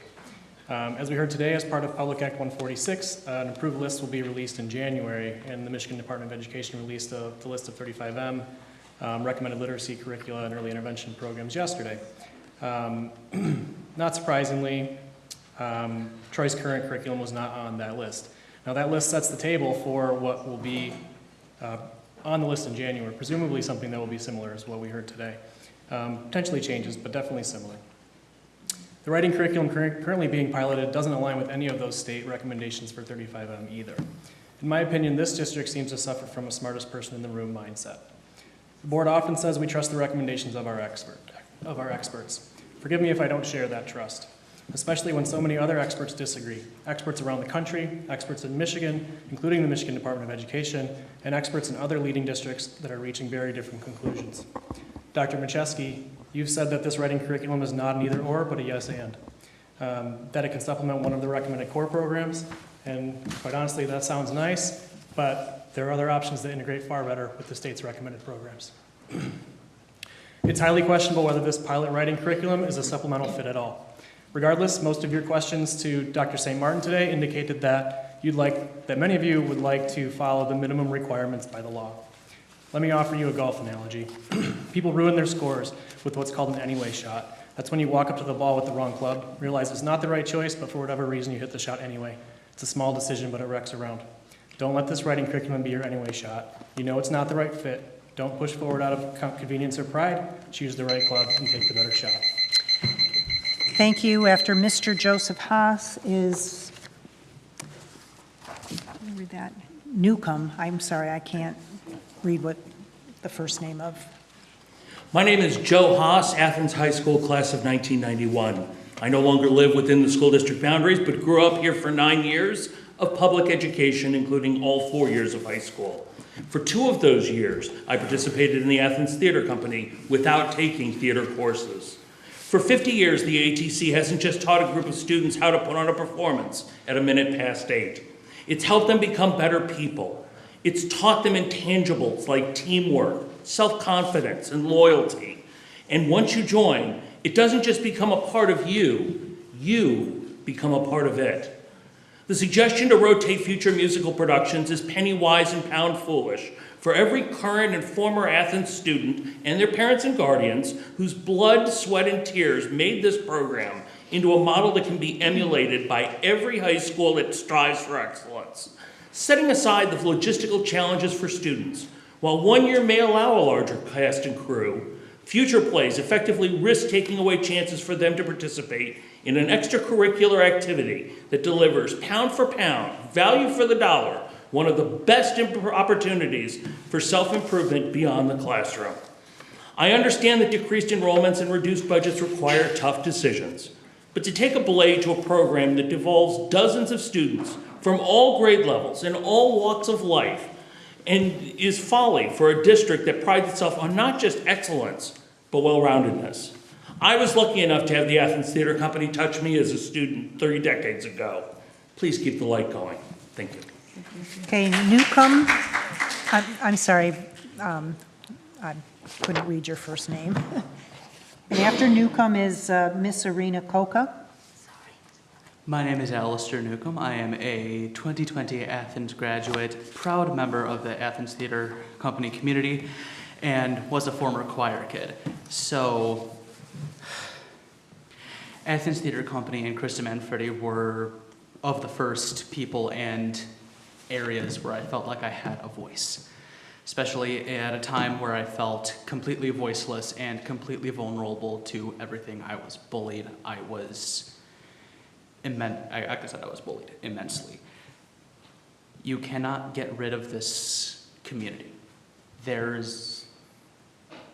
I lost my train of thought. Miss Irina Koka, followed by Ms.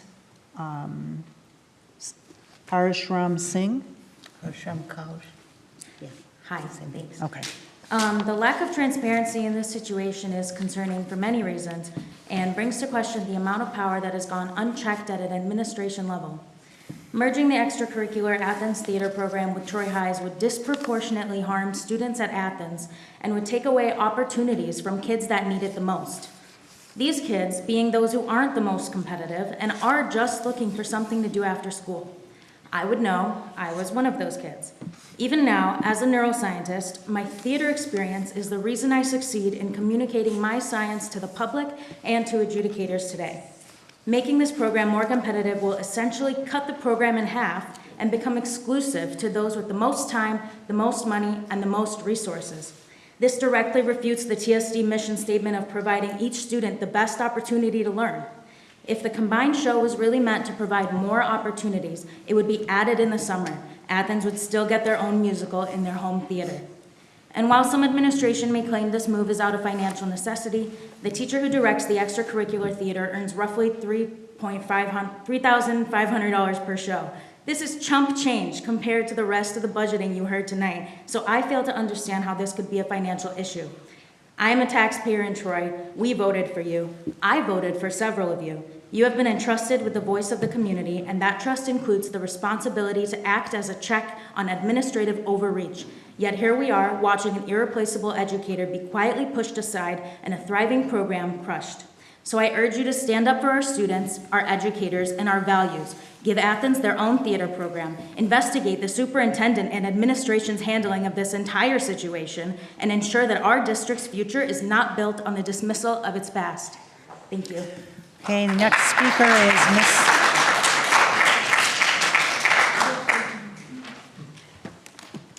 After Miss Singh, excuse me, is Mr. Lynn Friesen. Good evening, my name is Harsimran Kaur Singh. I'm a proud graduate of the Troy School District and now a student at the University of Michigan.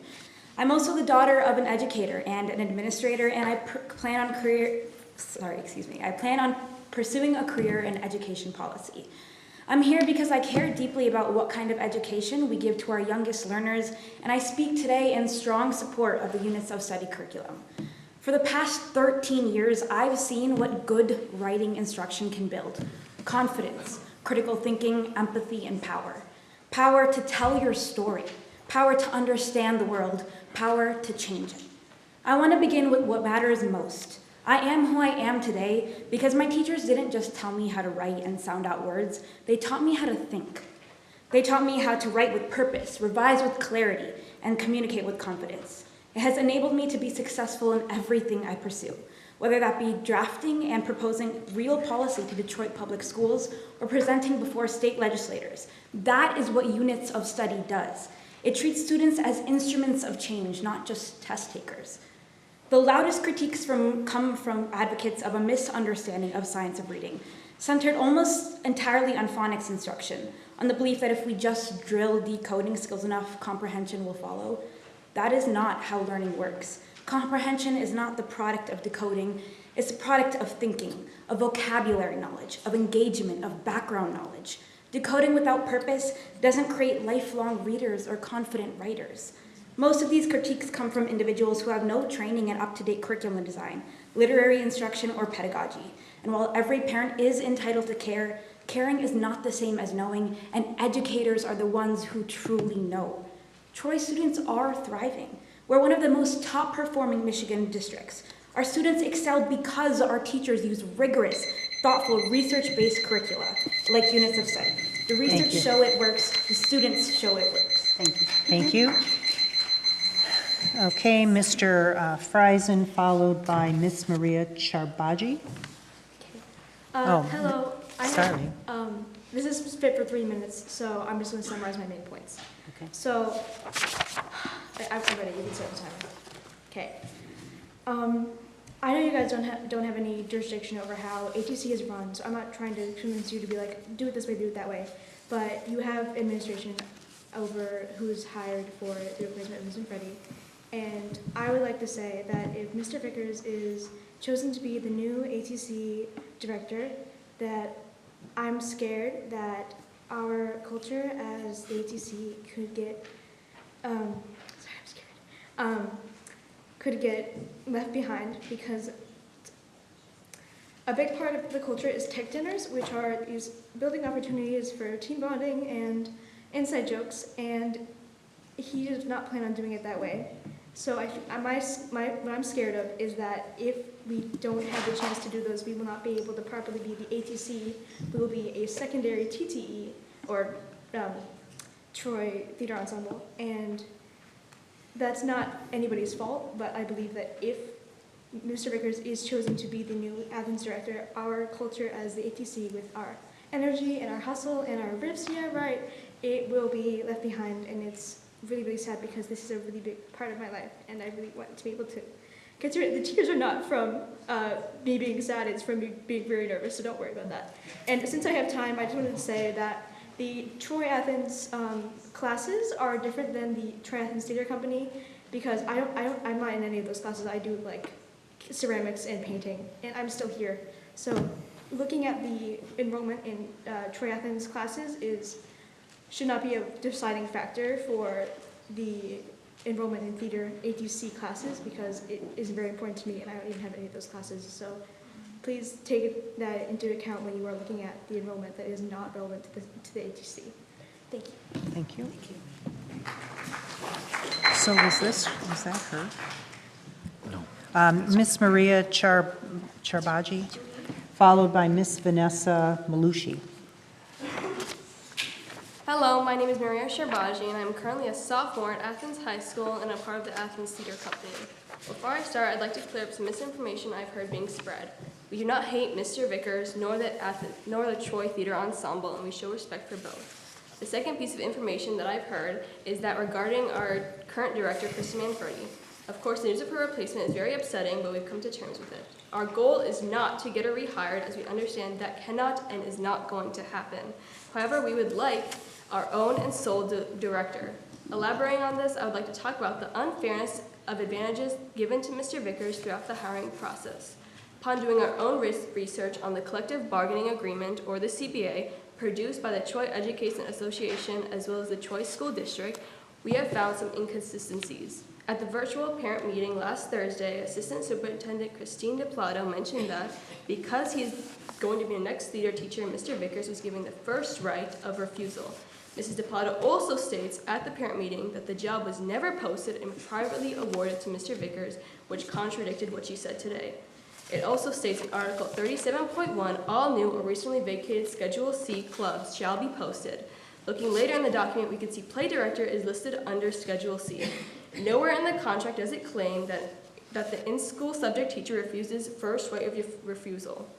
I would also like to note that the decision of merging the companies was supposedly in production long before we or our current director were aware of them, and even when they came out, we were the last to know. We believe as students of the Athens Theater Company that hiring Mr. Vickers was unethical and that the Board of Education should considering hire someone else to be the sole director of the Athens Theater Company, and that the job should have been publicly posted as stated in the CBA. One last thing I would like to make is... Okay, thank you. Ms. Vanessa Malucci, followed by Ms. Miller Sherman.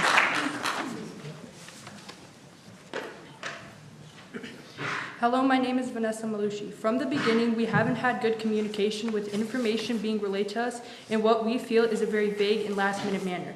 We want to have a strong community with the ability to properly communicate and work as a team, because that's what's vital to success. What's made this a very frustrating experience for parents and students of the ATC was the unclear and quick change we weren't prepared for and didn't have a voice in. That's why we want to make our voice heard now, because we aren't sure it will ever be. Many emails have been sent by parents and students alike, and no responses. This further adds fuel to the fire. Oh my God. Because we never got a follow-up in the form of a personal message, or when we did get a message sent out to the community as a whole, it only scratched the surface.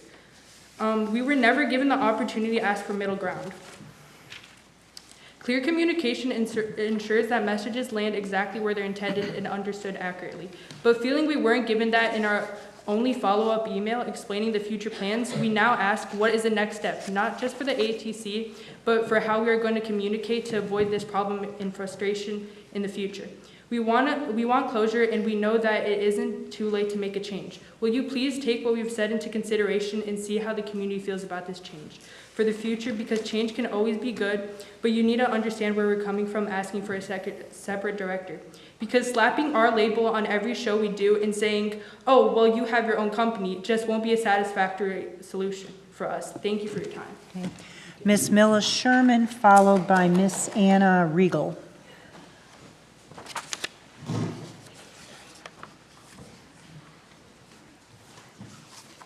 Good evening, my name is Mila Sherman, and I'm here to speak on behalf of the students who believe in the importance of keeping the ATC at Athens. I'm a freshman at Athens High School, and although I have not been here for a very long time, I feel like working with the ATC has really connected me to other people who made me feel like I was really at home. My passion for theater grew during middle school, but I've never had the opportunity to join since all my classes were full. I saw Shrek in the fall, and I immediately thought, I want to be there and perform. So I decided to do the spring play, God's Favorite. Once I joined ATC, I made so many friends that I really care about and love. I personally think that student matinees is what really brings students to join and to see how the shows are put on, so they can also want to go up there and be on stage. With matinees gone and being performed at Troy High, lots of students lose opportunities to perform in front of their peers and for other students at Athens. This seems really unfair not only to the ATC, but to the students at Athens that look forward to seeing these matinees every single year. Mr. Vickers told us in the student meeting that Athens will not be getting matinees, at least for the musical. An Athens student mentioned, I don't go to the plays, I don't find them interesting, but I like the musicals more. We're supposedly combining due to low interest with the goal of increasing company numbers. However, Athens will have no opportunity to put on a show that brings a lot of students. We want to grow our company by taking away one show By taking away the one show that students can for sure attend, we're not effectively achieving that goal. Thank you. Thank you. Mrs. Anna Regal, followed by Miss Bella Ray. We couldn't hear you. Can you repeat that? I'm sorry? She wants you to repeat it. Oh, Miss Bella Ray is next. Go ahead. I joined Athens Theater Company because my friend had the idea to after seeing Shrek, and because of the things I'd heard from people who watched the student matinee and that were in the play. It's also worth mentioning my own personal passion for theater. I can say from experience, anyone who has joined Athens Theater Company is planned on staying. In Shrek, more than 50 people were involved in the play. In God's Favorite, there was over 40. I'd like to add before continuing, the class is different from ATC, and the enrollment numbers are separate. And considering the fact we're talking about the company, I feel it's important I added that. The only reason there was a smaller cast in our recent play was due to a mix of the spring play always being smaller and our intended cast being busy at the end of the year. It's also important to note that the play had less roles than Shrek as well. And all the individuals in our most recent play were planning on coming back in the fall. Enrollment has not been an issue within the company. We have not been seeing a huge decline or a shift, as Ms. Montante explained in the email, when it comes to ATC. And saying that there has been is just wrong, especially because of the impact it's had on so many and because of how many people have shown interest in this company. I've personally had people approach me asking questions about how to join. There doesn't seem to be a good reason to combine the companies considering the kinds of inconveniences and lost opportunities that me and my community members have expressed. We've recently been informed that a couple ATC cast members have been emailed by TTE discussing their placement in the cast of the spring musical. Auditions have not yet happened. It is not fair to the rest of our cast members who haven't been shown in a proper light to tell someone that they have a role. It's especially upsetting considering how Mr. Vickers ensured us fair auditioning system. That promise was broken. Okay, thank you. Miss Bella Ray, followed by Mr. William McFarland. Hello, members of the board and those of you taking time out of your day to hear our voices. As recent as a few weeks ago, I had incredible relationships with a handful of Troy Theater Ensemble members. However, due to this recent situation, those relationships have nearly disintegrated. In an informational email sent out to one Troy, Ms. Montante noted, "We are excited about the opportunities for students across Troy to come together for larger district-wide events, something many students have expressed interest in." Upon speaking with multiple TTE members, one explained to me that a number of them believe we are stuck up and that we don't care that Vickers saved our theater department. It was also mentioned that the original emotion toward us was annoyance because it's Athens, and how that annoyance grew once the petition and plans to talk to the school board came out. On the other side of that, Athens actors have expressed some concerns about this collaboration taking place in the spring. One noted, "I've always had trouble with people talking about me behind my back. Especially with all this drama going on, I know that's going to happen again, and I don't know if I can handle this, as theater was a sort of safe place for me." Another said, "I'm scared that we will be the Athens kids." The members of Troy Theater Ensemble have been complaining about ATC's reaction to the situation, saying we aren't giving them a chance and are just rude and angry, while meeting us with hostility and anger. Based on this, why should we have any reason to believe their feelings will change? These are the real voices of the students the district claims have expressed interest in the collaboration. We are being spoken for, and it's not fair. Has anyone expressed this interest directly? How many emails have been received from parents and students alike regarding this interest? How many emails regarding disinterest or dissatisfaction? We were never asked how we felt. All this for student interest, while some actors are looking at other shows to take part in at outside companies. Thank you. Mr. William McFarland, followed by Mrs. Clarice Harwood. Hello, my name is William McFarland, and I am a member of both the Athens Theater Company and Thespian Troop 3729. And on behalf of both organizations, I'd like to speak upon an issue that we find most concerning, that being transportation. When it was announced that the Athens Theater Company and the Troy Theater Ensemble would be merging next spring to do Les Mis, it was announced that there would be bus fares to transport members of the TTC from Athens to Troy High. However, there are approximately a large number of members of the ATC who drive, and because of this, they must drive from Athens to Troy High, and it takes around 12 minutes, and it uses approximately 0.18 gallons of gas to go from Athens to Troy High. Multiply this by the amount of rehearsals and Tech Week, and you get quite a costly schedule for students who drive.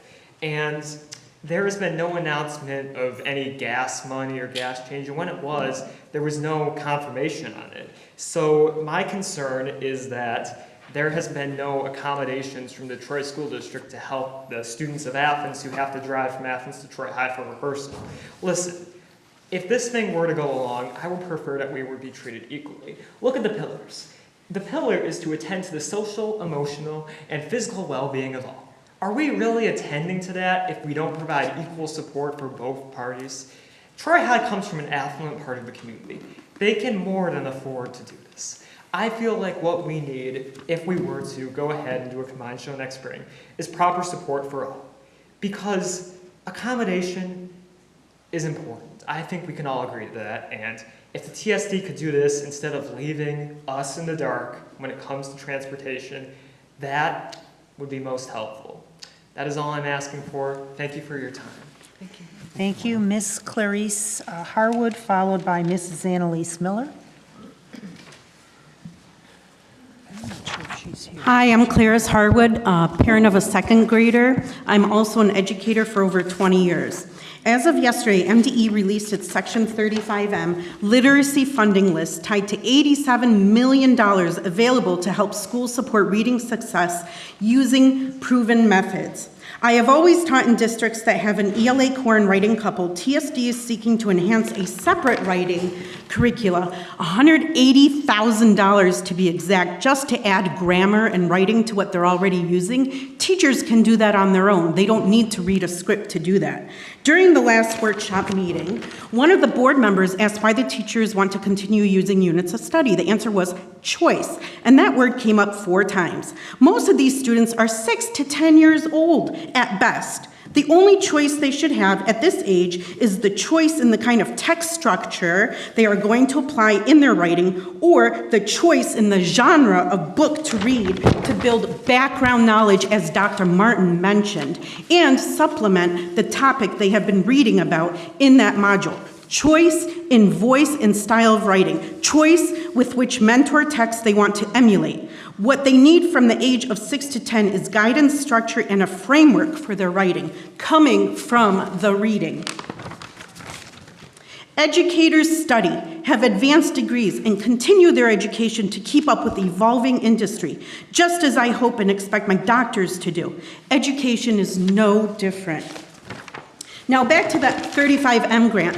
The deadline to apply is fast approaching. Our neighboring districts such as Birmingham and Rochester are already piloting the cores on the list that came out. If TSD does not take advantage of this 35M grant, our TSD teachers will be at a disadvantage. Also, the next time the district asks voters to pass a bond, this will be remembered. We know bonds don't pay for curriculums, but this grant can free up money. Thank you. Is Ms. Annalise Miller, followed by Mrs. Erica Broderdorf. Good evening. I just wanted to begin with recognizing how dedicated these students are.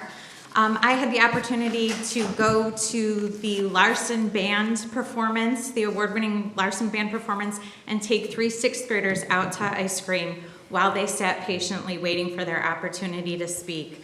I'm a member of this community. I have 3 students in Troy schools. I'm also an educator in a district that has a robust theater program, and my husband and I are both active members of the professional theater community in the Metro Detroit area, and I've worked as a creative artist for the Detroit Creativity Project. Combining the 2 programs will limit the students at Athens.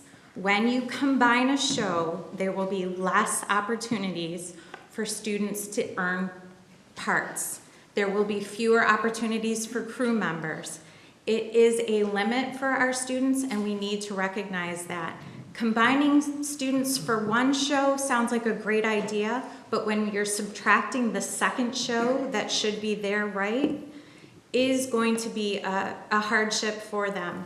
Students have to earn their way up to being upperclassmen to get a chance to be a bigger part. We're combining 2 very large schools into one show, and that really limits opportunities for them, and it limits their community.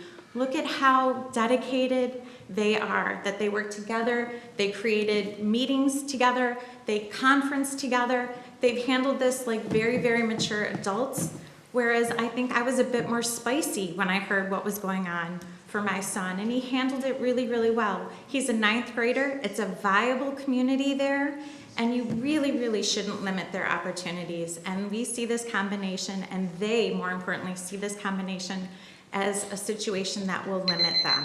Thank you. Thank you. Mrs. Erica Broderdorf, followed by Mr. Alex Karpowitz. Hello, thank you so much for letting us all speak. My name is Erica Broderdorf.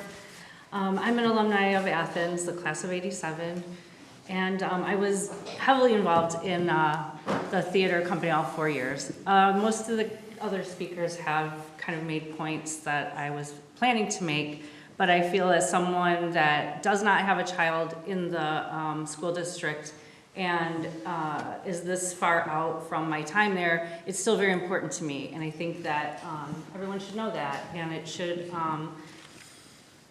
continue. I think Troy has always been very heavily sports oriented. That was not me. I tried soccer, I tried volleyball, I tried cheerleading. I didn't make it on anything, and then I found drama, and that was my thing. And so I really think it's important to give all the children as many opportunities as they can. Les Mis is a great show, it's a huge cast, but I know from my own personal experience that that's not the case in many, many plays. And I still do work in the theater. I work downtown at the Detroit Opera as the wig and makeup crew leader. And even in the professional world, you know, roles are very limited. I just think it's very short-sighted. I think hopefully things can be resolved somehow. I know that they would never consider merging the soccer teams, so I think it's unfair to consider that these kids should deserve that sort of treatment. I think that's kind of it. I had a lot more to say, but maybe I'll just ignore it. But in any event, thank you for the opportunity, and thanks for staying so long. Okay. After Alex is Dr. Jen Anderson. Good evening. First, I'd like to commend the ATC students and parents for sitting through 2.5 hours listening to presentations provided to the board to have their voice heard. Please remember during the next school board election that after you sat here for 2.5 hours to have your voice heard and clapped for your colleagues, you were seen as an annoyance and shushed. This is how certain board members perceive you. You gave them your time, but they can't give you your time and space to express yourself as in a community, and they just want to get through this and get home. Since I only have 2 minutes, I'll skip to an email reply from Dr. Macheski prior to the May 6th workshop meeting, which read, "We are deeply committed to best practices in curriculum design, selection, and implementation. We agree wholeheartedly that decisions around curriculum must go beyond popularity or preference. They must be grounded in evidence and aligned with strategic goals with a clear focus on improving outcomes for all students. That said, the true impact of any curriculum lies not in just its selection, but its implementation." But during the May 6th workshop meeting, very few of the curriculum selection components that Dr. Macheski referenced could be found in the presentation. Specifically, one, there was a single slide at the end of the presentation, slide 28, that outlined curriculum implementation. If curriculum implementation is a central component of curriculum success, as Dr. Macheski suggested, it is surprising that curriculum implementation was not featured more prominently and detailed more broadly in the presentation. Two, unfortunately, there was no information presented for how the proposed curriculum will improve outcomes for all students. More specifically, how this curriculum will eliminate COVID learning loss. In 2014-2015, third grade ELA proficiency stood at 84.6%. As of 2023-2024, this has dropped to 63.2%, a 21% drop. This is an all-time low for Troy School District. I keep hearing about experts, so why did a community member need to point out there was a writing curriculum M-STEP data available after the May 6th workshop meeting, which was subsequently shared by Dr. Macheski tonight? And yet the writing curriculum gaps that were shared by Dr. Macheski this evening showed a declining trend, even post-COVID. 24 was worse than 23, and 22 was worse, and 22 was even worse than that. And yet this is somehow promising. And while COVID was obviously the precipitating factor for academic achievement, we need to move on and get a plan. Dr. Jen Anderson, followed by Mr. Nicholas Fragnoli. Hi, board. Thanks for listening. I'm really proud of our students. They're so proud, and I think that's a testament to our writing units of study that we have. And I want to speak about two other students too, like our former Hamilton Hawk, Amina Ahmad. And her writing was actually, her elementary writing was actually used to inspire changes in her district, such as creating a culturally responsive calendar. And it's been shared with staff and students across Troy and shared with the Islamic Association of Greater Detroit. And I also want to speak about her brother, the late Bilal Ahmad. And they both learned that their voices mattered. And just last year, when they were only 12 and 13 years old and students at Bullen Park Middle School, they were inspired to share their writing at a Troy City Council meeting where they waited almost 3 hours, as you did today, to speak up against current injustices in the world. And they spoke up for people that cannot. They spoke for a ceasefire in Gaza, for peace, for love. And their speeches are inspiring. They're writing beautiful with so much kindness and purpose. And their parents have said time and time again that along with the family and faith, that Troy teachers help them become who they are. Our students don't learn this by filling out worksheets or working in spelling workbooks. They know their voices matter by writing volumes to authentic audiences, honing their craft with feedback. Amina and Bilal understood the power of the written word. They spoke to city council and shared their beliefs, and now we have a timeless video, a legacy of Bilal's heart, one that we could cherish forever. Amina told me that she will keep writing to keep healing. What role models for us all. We're so proud of our students, like Amina and Bilal, and all of our students. And we want our children to keep writing, keep creating, and keep inviting us into their lives. Students, you matter, and your voices matter. So please vote yes on adopting the writing units of study. Thank you. Mr. Nicholas Fergoli, are you here? Okay, and then Miss Michaela Specci?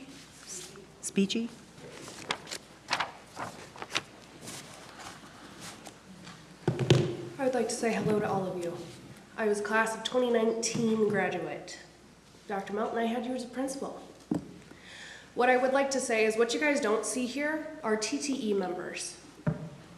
All you see is ATC members, sitting here fighting for their right for their musical. Now, why is that? Was it that TTE was promised an advantage over ATC? As clearly pointed out, Athens did have a combined choir teacher for both schools. We lost out on opportunities as an Athens choir with a new director taking over. Would you guys like to afford the ATC the same opportunity and give them their own teacher? Because as many people have previously stated, you're losing out on a lot of opportunities in the band, the orchestra, and other things that go in than just the actors for each show. Please take into consideration those students as well, because you do harm to them too. Thank you. All right, that concludes public communication.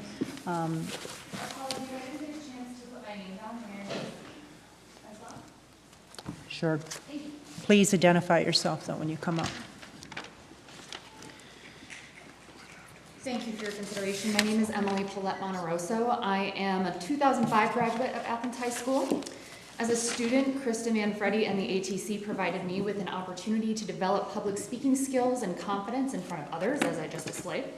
And those skills have served me in my career. I'm now the executive director of a national nonprofit, and I credit much of my success to skills that I developed on stage in my high school years.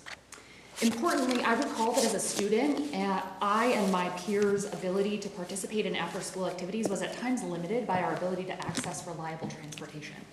Cars, car insurance, and gas money are not universally available to high school students or their parents, especially in the Athens district as compared to the Troy district.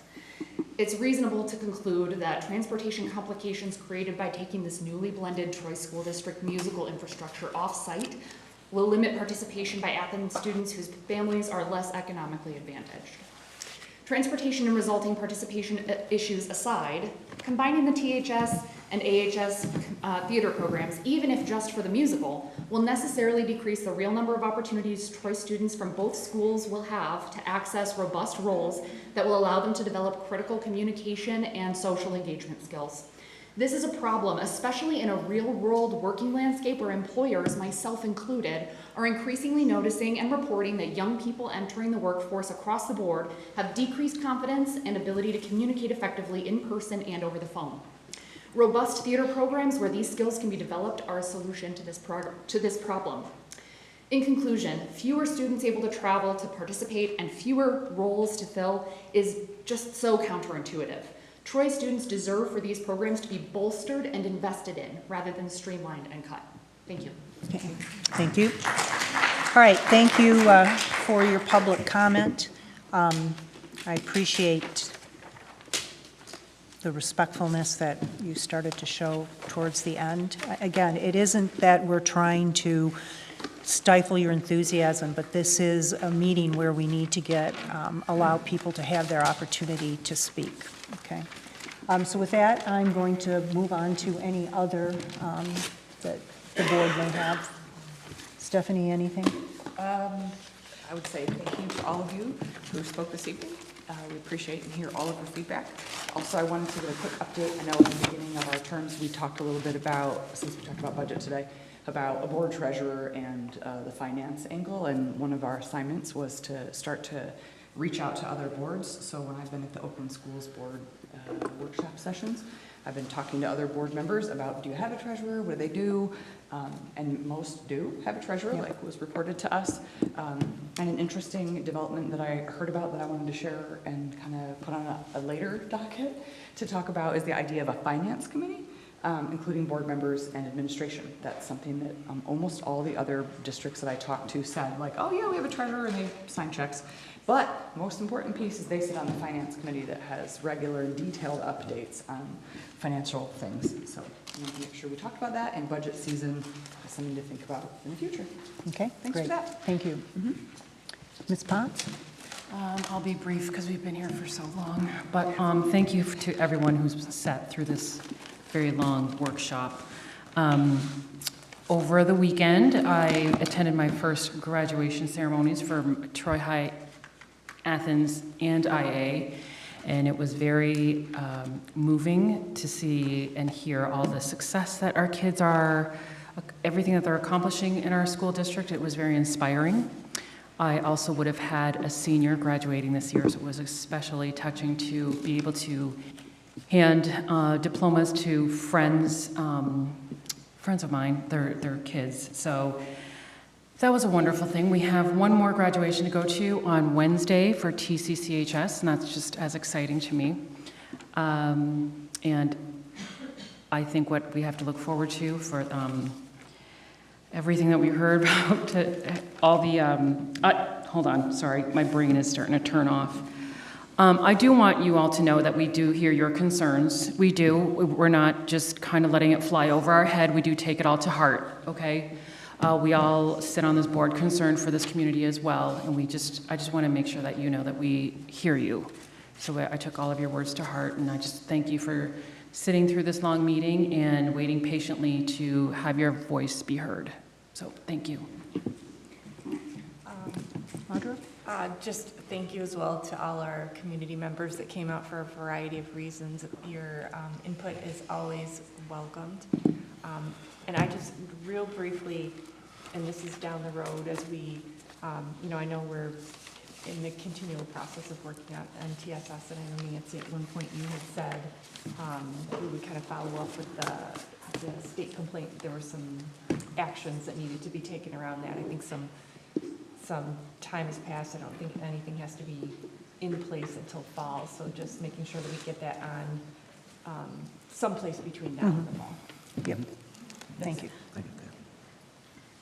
Okay. I don't have much. I just wanted to, again, thank all the speakers today. I know we had a lot of business to go over that was especially important as well, but your concerns are just as important, so I'm glad that you were able to stick around, and I apologize that you have finals tomorrow, that you have to stay up, but good luck on them, and good luck on your last week of school, but thank you very much for showing up. Appreciate it. Thank you, everybody, for coming and speaking. I usually have more, but it's late. I will be attending the Government Relations Committee meeting tomorrow at Oakland for the Oakland County School Board Association, so I'll report on that at our June meeting. I don't have anything additional to add, but I do also want to thank each and every one of you who stayed so late and spoke to us and made sure we heard you. We hear you. Doesn't mean we always agree with everything you're saying, but we definitely hear you and we take that into heart and look for solutions that will help the situation along with solving the problem. So we'll do our best. Thank you. Dr. Macheski? Nothing other than that's been added. Look forward to TCCHS graduation tomorrow, as well as Project Search on Thursday. We'll be right back in this room, 10 o'clock on Thursday. If you want to see a real exceptional ceremony, this place will be full, and there'll be a lot of students very excited and a lot of tears. So look forward to being there and welcoming our partners from Corwell as well to that graduation. So, and I too thank our students for sticking it out tonight and their parents as well. Yeah. Okay, with that, again, I will also add my thanks. Again, our intent was not to have you sit through 2.5 hours. We did not do that purposefully. The business that the board needed to get done tonight is critical for decision-making in our June meeting. So that's the reason why, we focused that up front.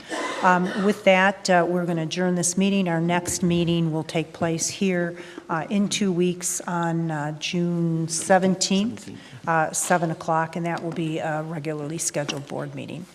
So with that, if there's no further business, we will adjourn and wish everyone a good night. Thank you.